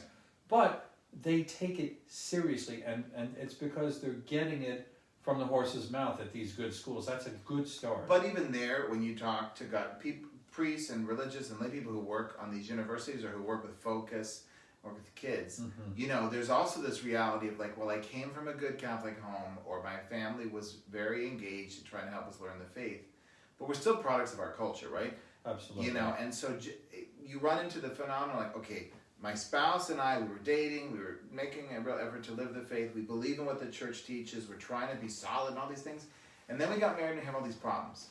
Isn't it enough, right? You know, we're both on the same page, we're living the faith, blah, blah, blah. And so it's this whole thing, like grace builds on nature. I mean, there's so much of a need for all of us as priests to work on our human skills and, you know, to learn better theology and better pastoral practice, but for lay people, how to grow in virtue, how to form healthy relationships. Because, you know, you have great people. We all, you know, I always joke, we're always putting the fun back in dysfunctional. We all have dysfunctional families. We all have wounded families. Sadly. And so we're all picking that up growing up. But then, yeah, there's a need for human formation. There's a need for growth and virtue. You know, because again, like if we don't have that foundation of how to love one another, to be in good relationships with people in our families and our friends, then how are we going to look at God as being loving? And how are we going to understand the faith? Because then that can distort how I see God or how I understand what the faith is all about. I think one of the things, you know, when I was growing up, my mother, God rest her soul, and I think with good intent, she always said, be humble, be humble, be humble, be humble. Which, you know, humility is, Teresa Vava would say that humility is truth before God. But humility is not humiliation. So Right. loving yourself is a healthy thing. And overcoming that selfish tendency, especially for the man, because when we're younger, our affections can be very lust-based or lust-driven, which is very, very bad. It's very, very wrong. Instead of giving, it's taking or using. Overcoming that can sometimes also be a lifelong struggle. And just learning about ourselves, our gifts, our desires, and truly seeking God's will. We know I told you today about a friend of mine who sadly passed away, Joe Gregory. They were married for 15 years. He was an amazing young man, amazing, and it was just very, very saddened for his wife, for his children, for his family. He really was a saintly man in his own way. I truly mean that. I think he was a saintly man, and they had a wonderful marriage. And when you marry the right person, I tell people, you know, you not only get the right family, you marriage, a good, loving, healthy marriage, it's a little bit of a piece of heaven. Now, that's not to say it'll be perfect or there won't be arguments or struggles. Of course there will. We know this. But we also know that children need a mother or father, and marriages that perdure, when people continue to try and grow and work at it, it's a blessing. It's a blessing that overflows to everybody, to their family, to neighbor, and to the church, and to the country at large. Selene Escalante asked, is there any interest in starting a chapter of the Catholic Daughters of America? Selene, if you'd like to look into it, I'd be happy to support that. I know it, I mean, I'm familiar with it from I don't know much about it. But St. Mary's in the Basilica of St. Mary nice. in Old Town, Alexandria. But yeah, let's look into it. I mean, I'm always starting things. But that would be great. If we can look. We could explore that.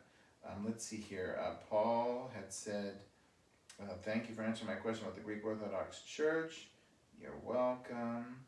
And let's see here. Emma had commented when we were talking about Mary Magdalene. Oh, by the way, Guillermo went over to repose the Blessed Sacrament of the church and to lock the church, and then we'll have to transition into our adoration here. Emma was saying, I thought there were two different women about Mary Magdalene. And also, I think Mary Magdalene is one of the patronesses of the Dominican order, because I think she died or is buried in France, if I remember correct. I could be wrong on that. Well, the Dominicans, I have Dominican friends, I don't know much. They consider her the first preacher of the gospel, because our Lord appears from the garden, yes, and she goes out, I've seen the risen Lord. Yes. And we had a retreat here, parish retreat, a year or two ago, with a priest who was originally from Ireland. Do you remember him? I forget his name right now, but he's based in this order which was founded actually in France. They run the basilica where her relics are in France. Was I here at that point? I think so. It was early on, but he stayed here, and he used this facts and information. If I can give a little bit of a selfish plug, not that I'm a Dominican, but if you ever need a solid religious who are great preachers, the East Coast province of the Dominicans, fabulous preachers, friars, great men, get a Dominican. They're generally very orthodox, very, very educated, and very good men. Let's see here. We got a bunch to cover because we've been going off here. Is there anything here? Okay. Mary says, in Pennsylvania, our marriage prep was literally one day. Yeah. 4 hours in the morning. It was unbelievable. You know, I think it's interesting, Mary, because on one level, before the 1970s, there really wasn't marriage prep, right? It was again, part of the challenge was it was sort of taken for granted that Christian formation happened in the home, the parish, yes, the extended family, the neighborhood, that you learned about marriage from what you saw. And then when it came time for marriage, if there were no obstacles, then you would make sure your paperwork was in order. you follow all the bands and all these things, and then you would get married. And so then the question was, let's start doing more formation for people in preparation. And all the national research shows any kind of preparation is good. Anything that helps couples. The National Marriage Project down at UVA, run by Brad Wilcox. Yes, he's another good man. And Very good man. they show over and over, the more intentional a couple is about heading towards the altar, rather than lurching towards the altar, kind of with the cultural patterns, the better the likelihood that they're going to stick it out.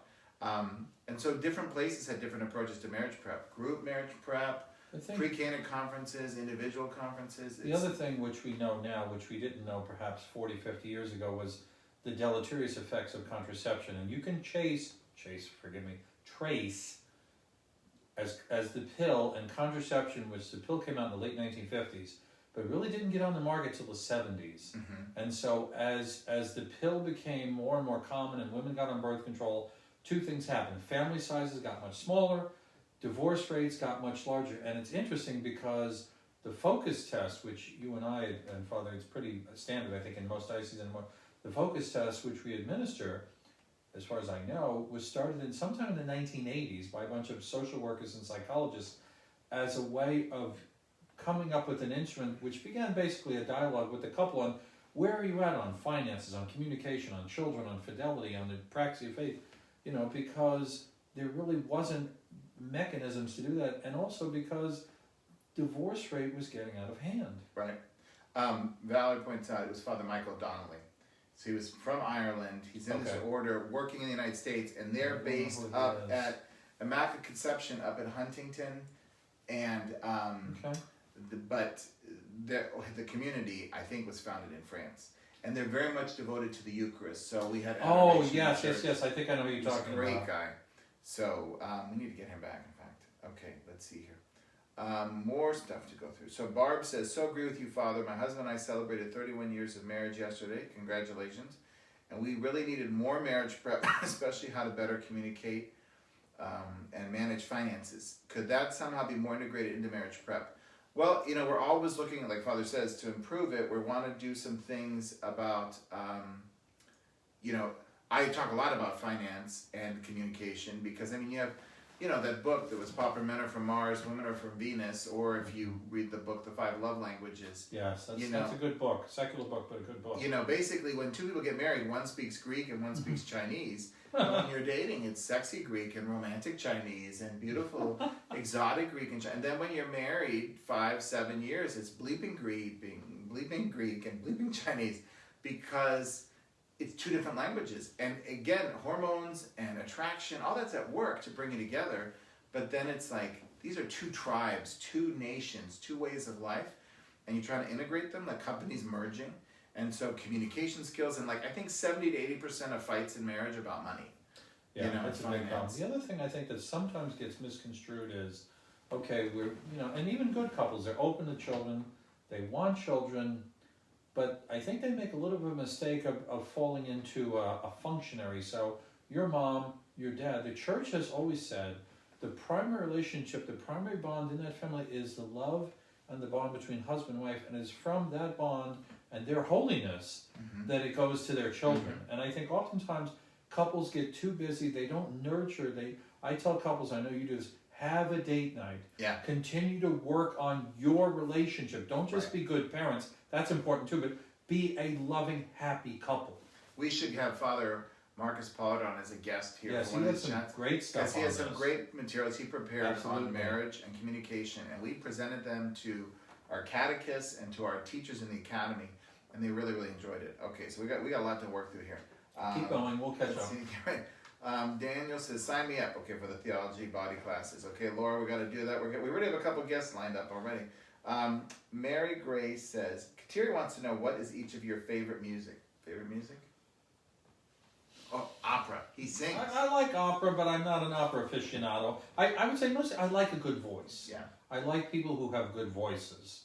Callas did actually not have a beautiful voice. That'd be Maria Callas, yeah. Yeah, Pavarotti had a very powerful voice. Leontine Price has a gorgeous, stunning voice. And a young gal today, she's from Norway, about 50 years of age. She has a very very, gosh, I can't think of her name. I'll think of it later. She has a very nice voice too. So I grew up with Sinatra. I like Sinatra, but I wouldn't say I was a Sinatra fan. And Billy Joel and pop in 70s and 80s, so I like that too. I love all kinds of music. I grew up, my dad playing all kinds of music, so I grew up loving country music and Patsy Cline, and then I got here, and Patsy Cline I claim as our parishioner, and she was from Winchester, but I love all kinds of music. I love oldies. I'm really kind of right now into like, you know, Dinah Washington, Ella Fitzgerald, kind of that blues, jazz, sure. You know, Oscar Peterson. But I like classical music, you know, and then in the high school, you know, I would try to listen to some of the music the kids listen to, and sometimes I could get into it, sometimes not. We're bouncing all over here. Donna pointed out about praying for vocations or priests. The diocese has the St. Therese Vocation Society, Yes. which sends each person who joins a prayer card. Two things that Hang on. With the names of each of our seminarians and those who are entering the religious life for whom we pray on a particular date. Two quick thoughts about vocations that might be helpful. If you see a young man or a young woman, maybe teenagers or early 20s, you know, say to them, you don't have to push it for them. Say, have you ever thought about being a priest? Have you ever thought about being a religious? Invite them to at least consider the possibility. And then the other thought would be, oh gosh, I'm drawing a blank. Well, I'll come back to the other thought in a minute. We have a lot of thoughts. Sorry. Maria Cunningham, who's sort of an adopted Sacred Heart parishioner who lives up in Fairfax but has family here. She says, I love these Rectory Chats when I can listen.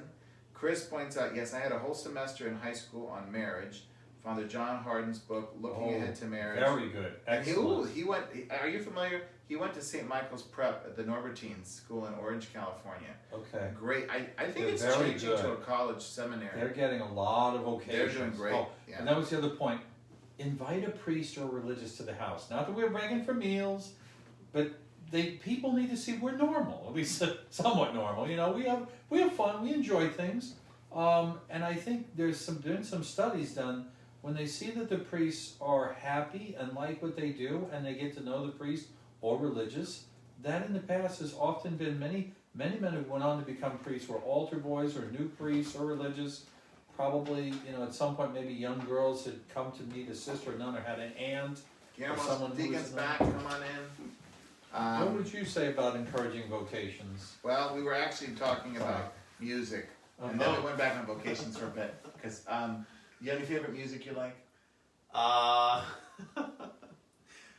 Yes, I mean, I like classical music Okay. a lot, yeah. Especially, Beethoven, the symphonies, you know. Ooh, nice. Symphony 7. Wow, ooh, this man It's knows my music. favorite, yeah. Um, Yeah. And then about vocations, I think there's a lot of things we can do to encourage vocations. But I think the biggest thing is just telling your kids that they have to strive for holiness. Yeah. And that they have to help you at home with the small things, the daily things that you're doing at home. And little by little, if they learn how to be a good children and a good son or daughter, you are encouraging vocation in a way. I mean, in the context of the family, you know, because I grew up in a mixed home. Dad was Lutheran by background, but he went to Mass with us, and my mom came from Germany, and she was Catholic, and we had traditions and things we did, and we had our speed bumps along the way. But I mean, you look back at just family life, and those traditions, and the extended family, the relatives, and that just lays the foundation. You see how your parents live, and again, a lot of times parents get discouraged, oh, we fight or we have problems. I say, no, it's good because your kids, I mean, it's good in the long run in the sense that your kids see that you're beginning again. You know, you love your husband, you love your wife, you have a big fight, you have fights all the time.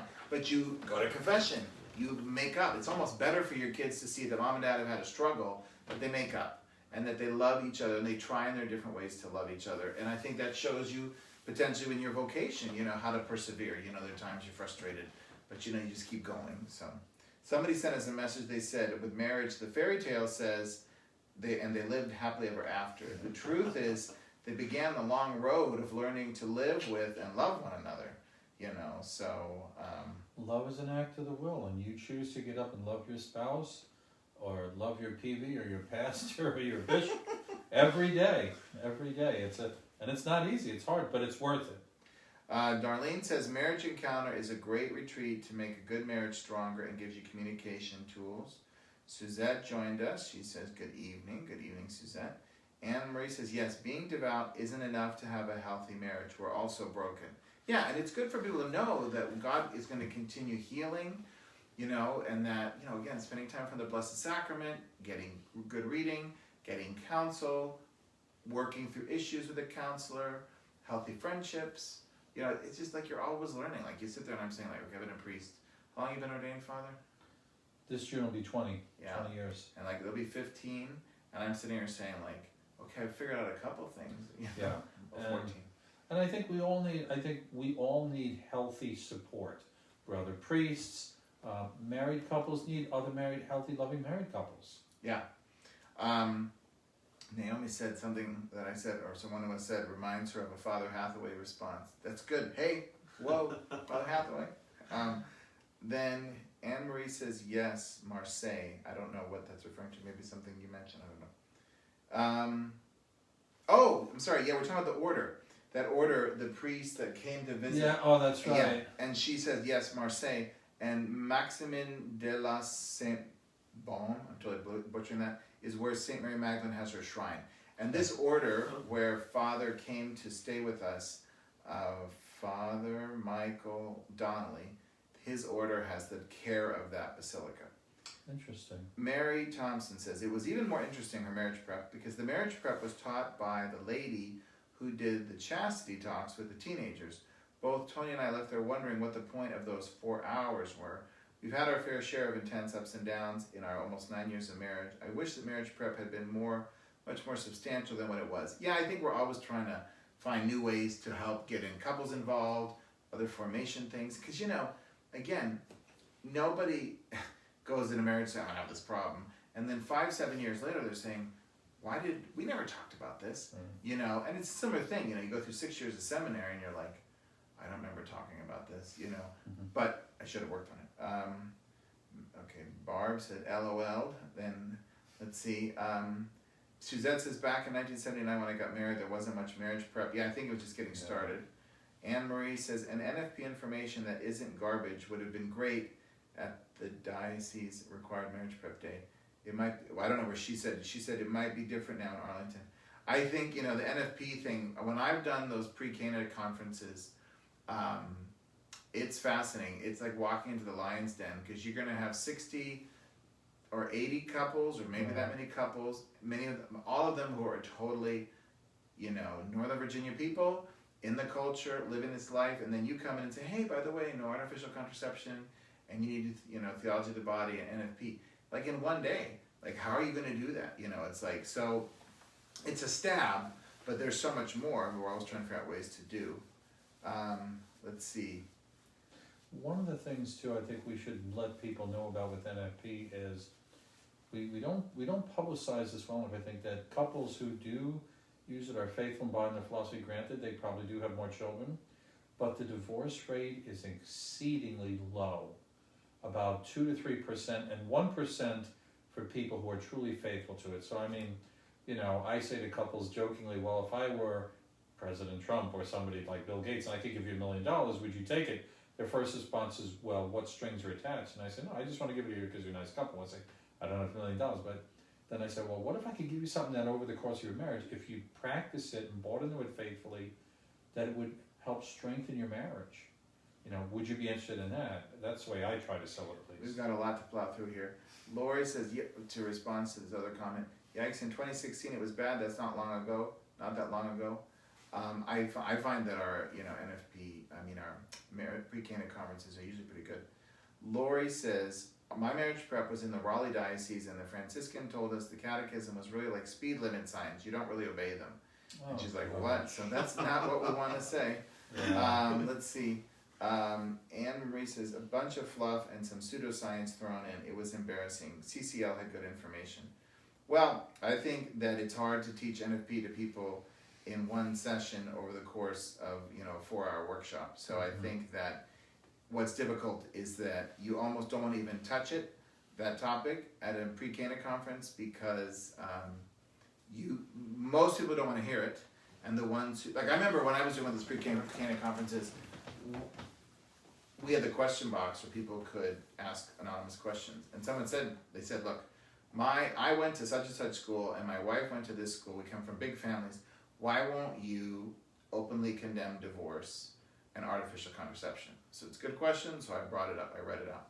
And I said to the people there, I said, I presume that most of the people in this room are either living together or not opposed to being intimate before marriage, who don't go to mass on a regular basis, that they don't necessarily have some kind of relationship with Christ. They don't understand the sacraments.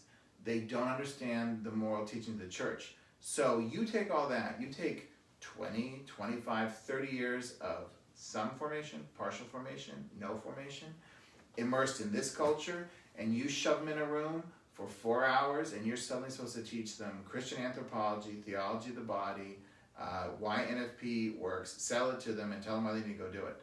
And they all think that 1 or 2 kids at the most is good, and that the Catholic Church is just, totally behind the times. So I think on one level it's heroic that the church or the diocese even attempts to say something.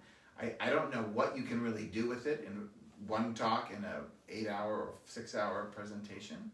So it's really hard because most people want to have nothing to do with what you're saying about it. But then I didn't hear the presentation you heard, so I don't know. Just quickly too, Janet Smith, retired now from Sacred Heart Seminary in Michigan, had a CD. I think it was called Contraception Why or Right, Why Not. yeah. And it's been updated a couple times. That's a good resource if you can get the CD and listen. It's about an hour and a half long, but it's got a lot of good info on it. And then I feel like formation and education are, in a way, are personal and intentional too. So it's not enough to say, well, we're not getting this from the church. I feel like sometimes couples should make an effort to do a little research. Well, and I mean, in defense, the person does believe in NFP and they do practice it. They're trying to live it. I mean, this is the tough thing. How do you present well? Because you can have someone get up who realizes it's a tough crowd and who realizes, I mean, it's always this dilemma. How do these people recruit it? Because we have people in our parish who make the presentation and who are good, but it's like, how do you make this a very effective sell very quickly and cut through all that opposition and do that well? Because if you just get up and say, well, you got to do this is wrong, to use artificial contraception, people are going to roll their eyes and not listen. So it's really a challenge. And so I have to give the benefit of the doubt that this presentation was bad, But I think, again, you sit there as a priest, when you get recruited to do these talks, you say, oh my gosh, the attention span, people's levels of education, your lack of being able to communicate, all goes into this, that you just pray that God will do something, because you're like, how am I going to convince hearts that are often very formed by this culture to think very differently, which requires a huge conversion. How you surrender to God and be open to life. How do you surrender to God and to your spouse in the vocation when the whole culture is all about your own personal fulfillment, and that sacrifice is only going to be sort of begrudgingly tolerated, not that that's a way of life. So, I mean, I want to run from that scene. I don't have anything to do with that because it's so hard. But then you kind of think, well, we're going to step out in faith. And over time, too, the feedback that couples give helps them to say this particular couple wasn't effective or that presentation wasn't done well. So I get defensive because I'm like, well, people are venturing out onto that big stage to try to say something. But if it isn't well done, obviously it could be a total disaster. So, let's see here. Okay, we got nothing else over on that one. Let's see here.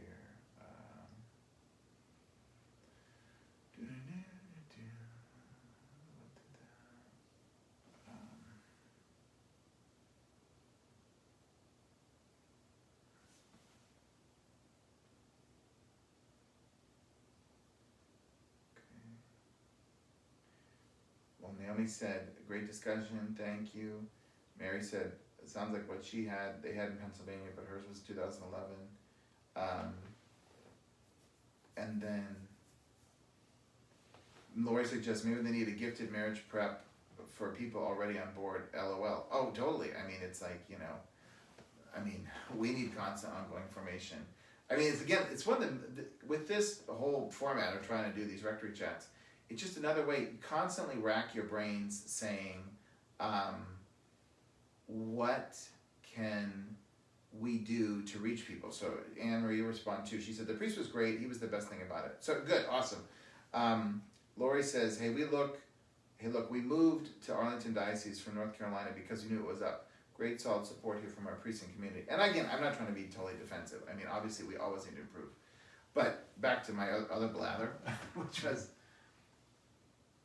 I say that the parish life is like a combination of a gas station and an emergency room. Mm-hmm. Because it's a gas station on Sunday, we're just cranking out masses and confessions and baptisms and youth group and da-da-da.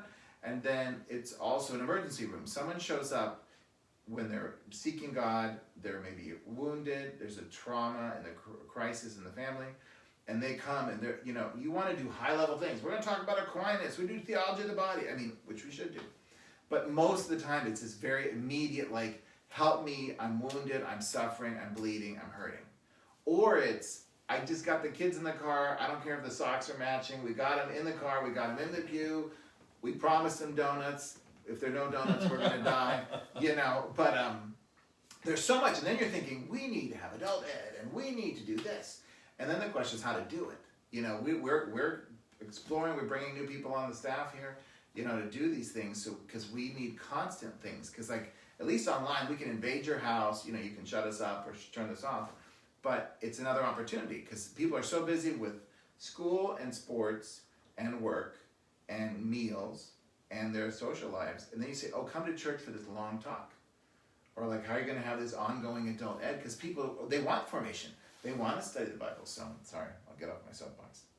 So here, Kelly says, as a married person for almost 34 years now, engaged people, teenagers of 16 or over, and young single adults need to hear the teachings of God no matter what. The truth may hurt, but I'm sure disobeying God once realized hurts far worse in the long run. Thank you, Father Lundberg, Father Holmes, Deacon Guillermo. Kelly, thank you, I agree with you, but I'll be honest with you, my take on this, the way we do everything, or try to approach things, is that the church has an excellent art of building homes. Catechesis is a way of building a home for someone for the rest of their life. But 100 years ago, there was a foundation in place that the church didn't have to think about. Because at home, mom and dad prayed, there was some going to mass and the sacramental life, grandparents, extended family, the neighborhood, a Christian culture. This laid a foundation so the church could come in and say, learn the commandments, learn the virtues, learn the gifts of the Holy Spirit, the works of mercy, the saints, all that could be built on that foundation. Now, we continue to do this, and we have very fine, gifted people who do this kind of instruction and catechesis teaching. The problem is it's built on a foundation of sand, because grandparents, parents, they weren't given this service, they weren't formed well necessarily, they're formed more by the culture. So at best, they're trying to pass something on, but then they put their kids in CCD, they put their kids in the parish school, they homeschool, they do all these things, and they're trying their best. But the kids may not know whether or not they believe in God. The research shows kids today decide by the age of 10 if they believe in God. And between the age of 13 or 16, if they're going to be Catholic. And then there's the category of the nuns, the NONES, the ones who have no religion.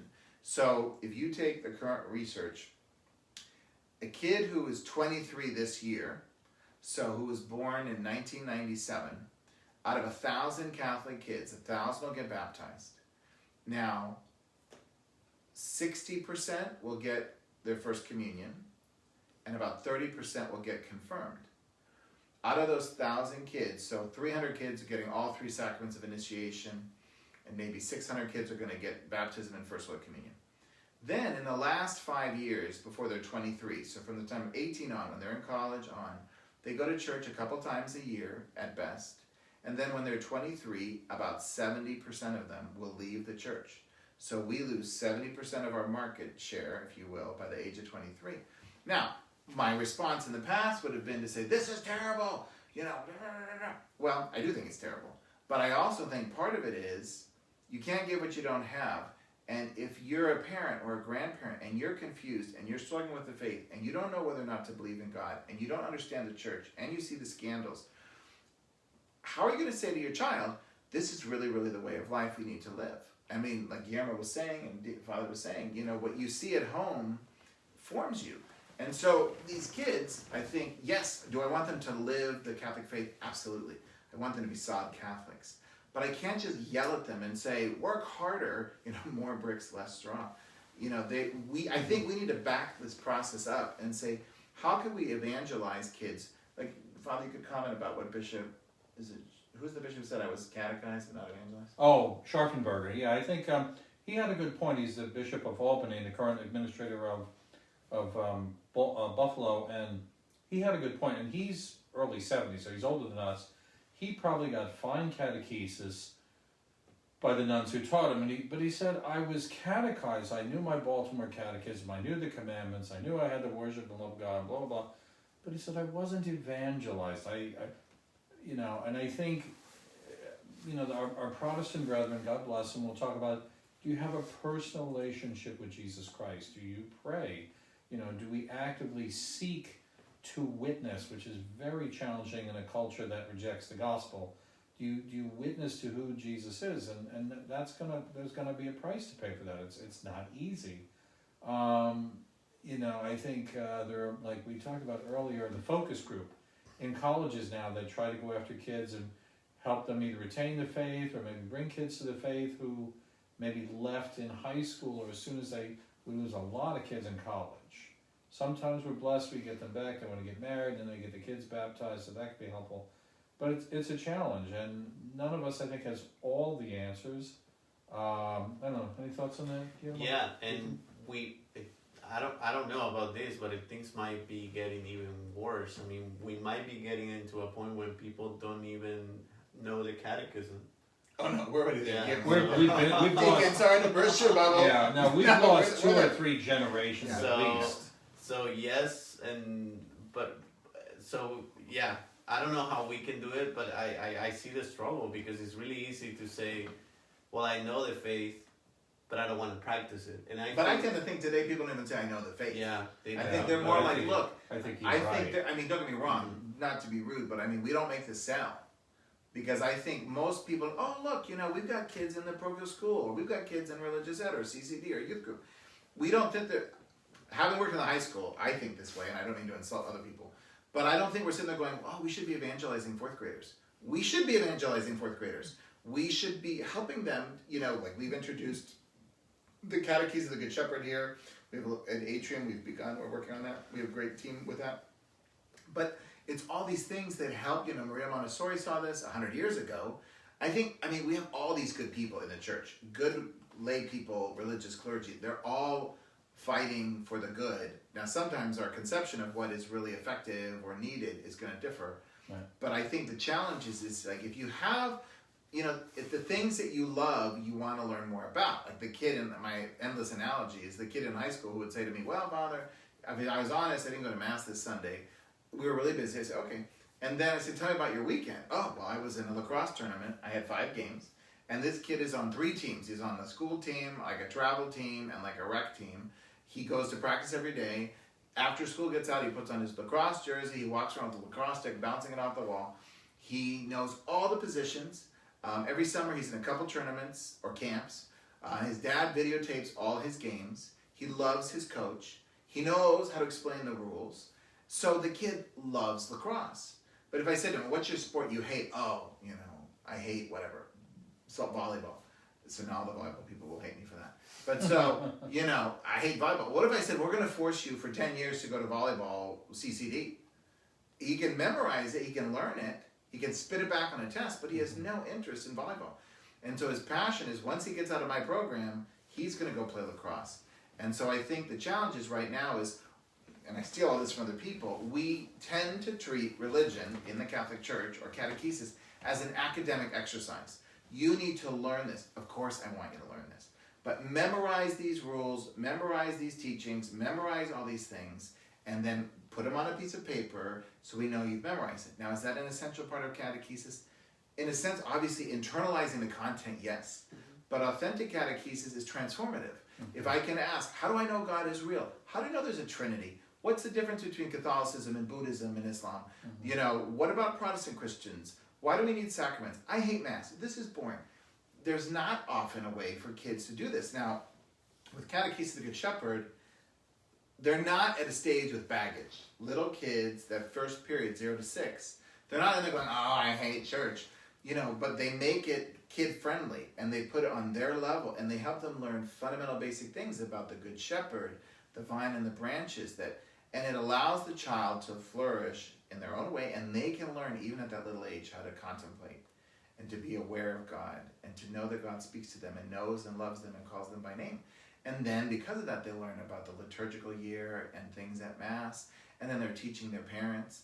And so that anything like that is so good, because if you just take a kid who maybe doesn't go to church at all up until about the age of 6, and so they say, well, we got to get you your first communion. So they put them in CCD or religious education with great teachers, wonderful, heroic teachers who teach them. And the first thing they encounter is, I got to go to tell my sins in confession. So I haven't grown up being used to praying. I'm not used to living this kind of way of life. And suddenly, now I am going to go in this box and say the bad things I did. And then I have a special celebration where I receive Holy Communion in this very beautiful celebration. And then tomorrow, I'm not going to go to Mass with my family. And then maybe I'll continue in this program for a while and I'll learn some stuff. But then suddenly, I got to get you confirmed. We'll put you back in the program for confirmation. Now, granted, having complained about all that, it still works. The kids who get the sacraments of initiation are better off. But so much of this is what constantly wrestling in my big head about how can we help families? How can we help kids? How can we support the great work in our school? How can we help people who homeschool? How can we help kids in public school? How do you back up marriage prep? And so these questions are good, and I just never shut up. There was something I heard recently. I know you know this man, Father Dr. Ray Garendi. Yeah, he's great. Who's a psychologist and has a program at EWTN, and they were asking him a question about, what do I do if I'm a good parent and I tell my children, don't have sex before marriage, don't steal, do the right things, blah, blah, blah. And he's got like 10 kids, and he's adopted a couple of kids, and he says, look, you always have to remember your children have free will. And he says, you can teach one kid and they may be good, you can teach another kid, he may be rotten. And each has a different personality. Everybody, right, so you have to respect their free will and personality. But what I like, the one thing he said, and this is what struck me, he said, and I don't know if we can ever say this perfectly, but he said, as a parent, he says, you have to make sure that your voice, your ethics, your morality, your faith, your teaching, whatever it is stronger and more prevalent in their head and in their heart than anything you're going to get in the world. And that's very, very hard.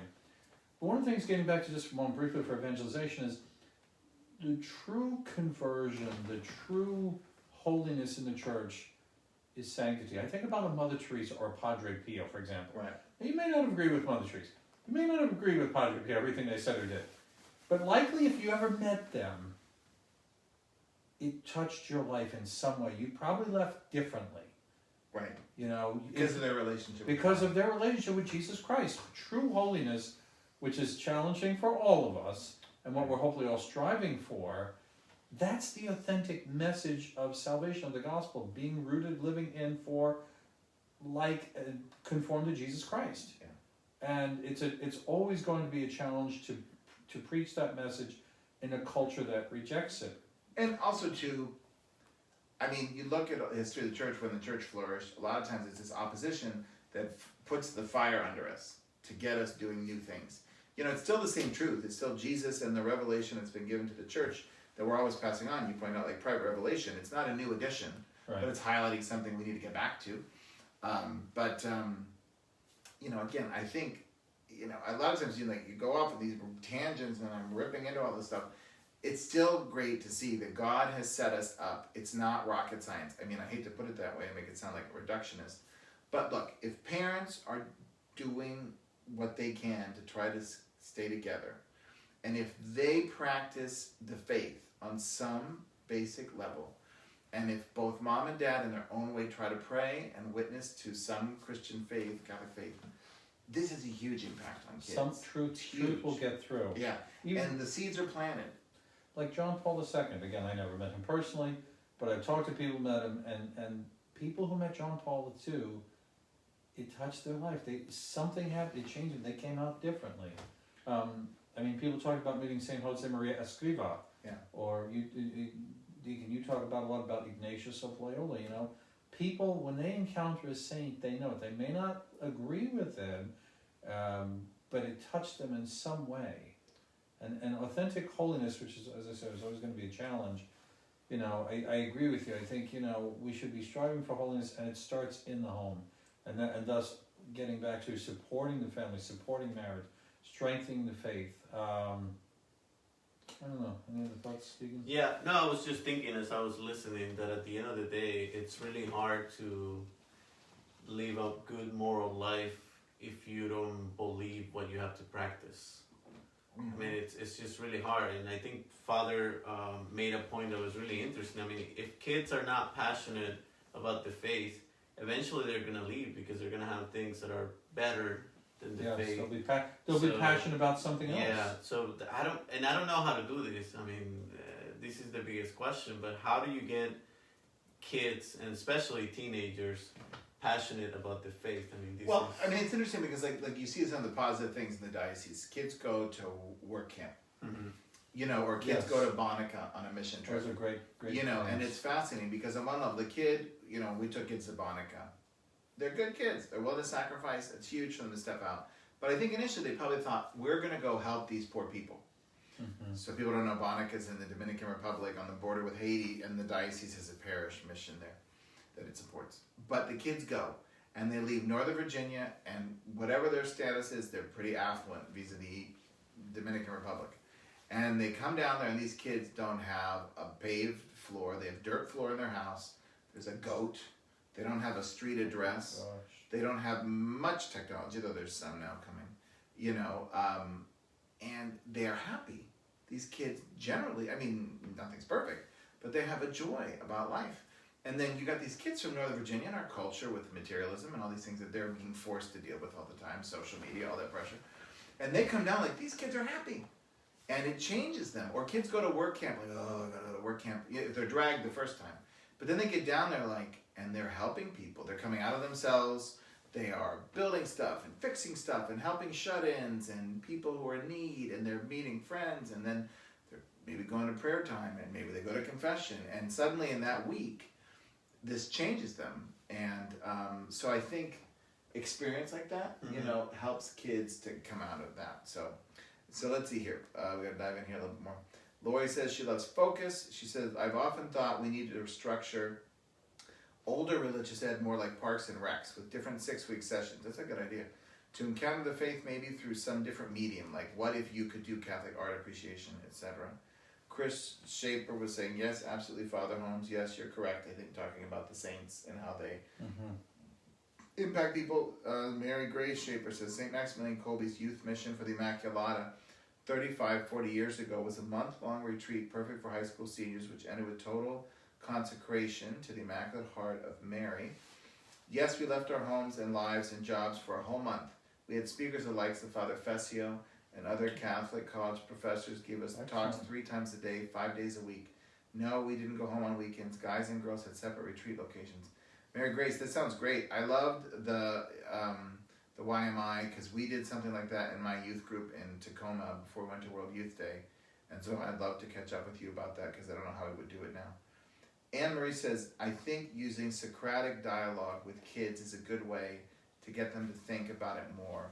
Philosophy should be introduced early, at least to theology. Absolutely. No, totally. And we're looking too at the Academy.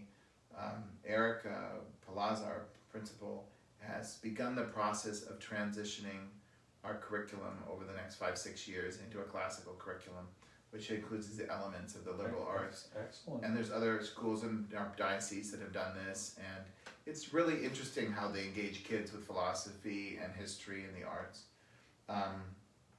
Let's see. Terry Damaris says, I stopped in to see 2 of my favorite fathers. Blessings. Kelly says she meant teaching more on theology of the body, NFP, and teaching about married life as a vocation. These are the things that parents of the 50s, 60s, and 70s and 80s were definitely lacking. Even though they were taught about God, the Holy Family, sacraments, etc. What's interesting, so often as we talk about the saints, in particular priests and religious, we talk about the little flower. The little flower's parents, I think, are now both up for canonization. No, they are canonized. Oh, they are canonized. Yeah. And her sister's up for canonization. So so there's many lay people who will be canonized today as the universal call to holiness, which I think is wonderful. Laura Ricketts points out that SASH, Summer at Sacred Heart, is a great tool in catechesis and evangelizing for young adults. Just saying. Well, Father, it's 10:45. So we might want to sign off after ranting and raving here. Thanks everybody for joining us, and Father, you want to do a closing blessing for everybody? In the name of the Father, Son, Holy Spirit, amen. Gracious God, we give you thanks, praise, and glory for the gifts, joys, and blessings today, for the opportunity to use this blessing of technology to reach souls, to bring them your word, to offer them hope and comfort in this difficult time for all of us. Please bless and protect those who are caring for the sick, for Father Carr, for anyone who's COVID-19 positive, for those who died. May God show them the light of his face and his mercy.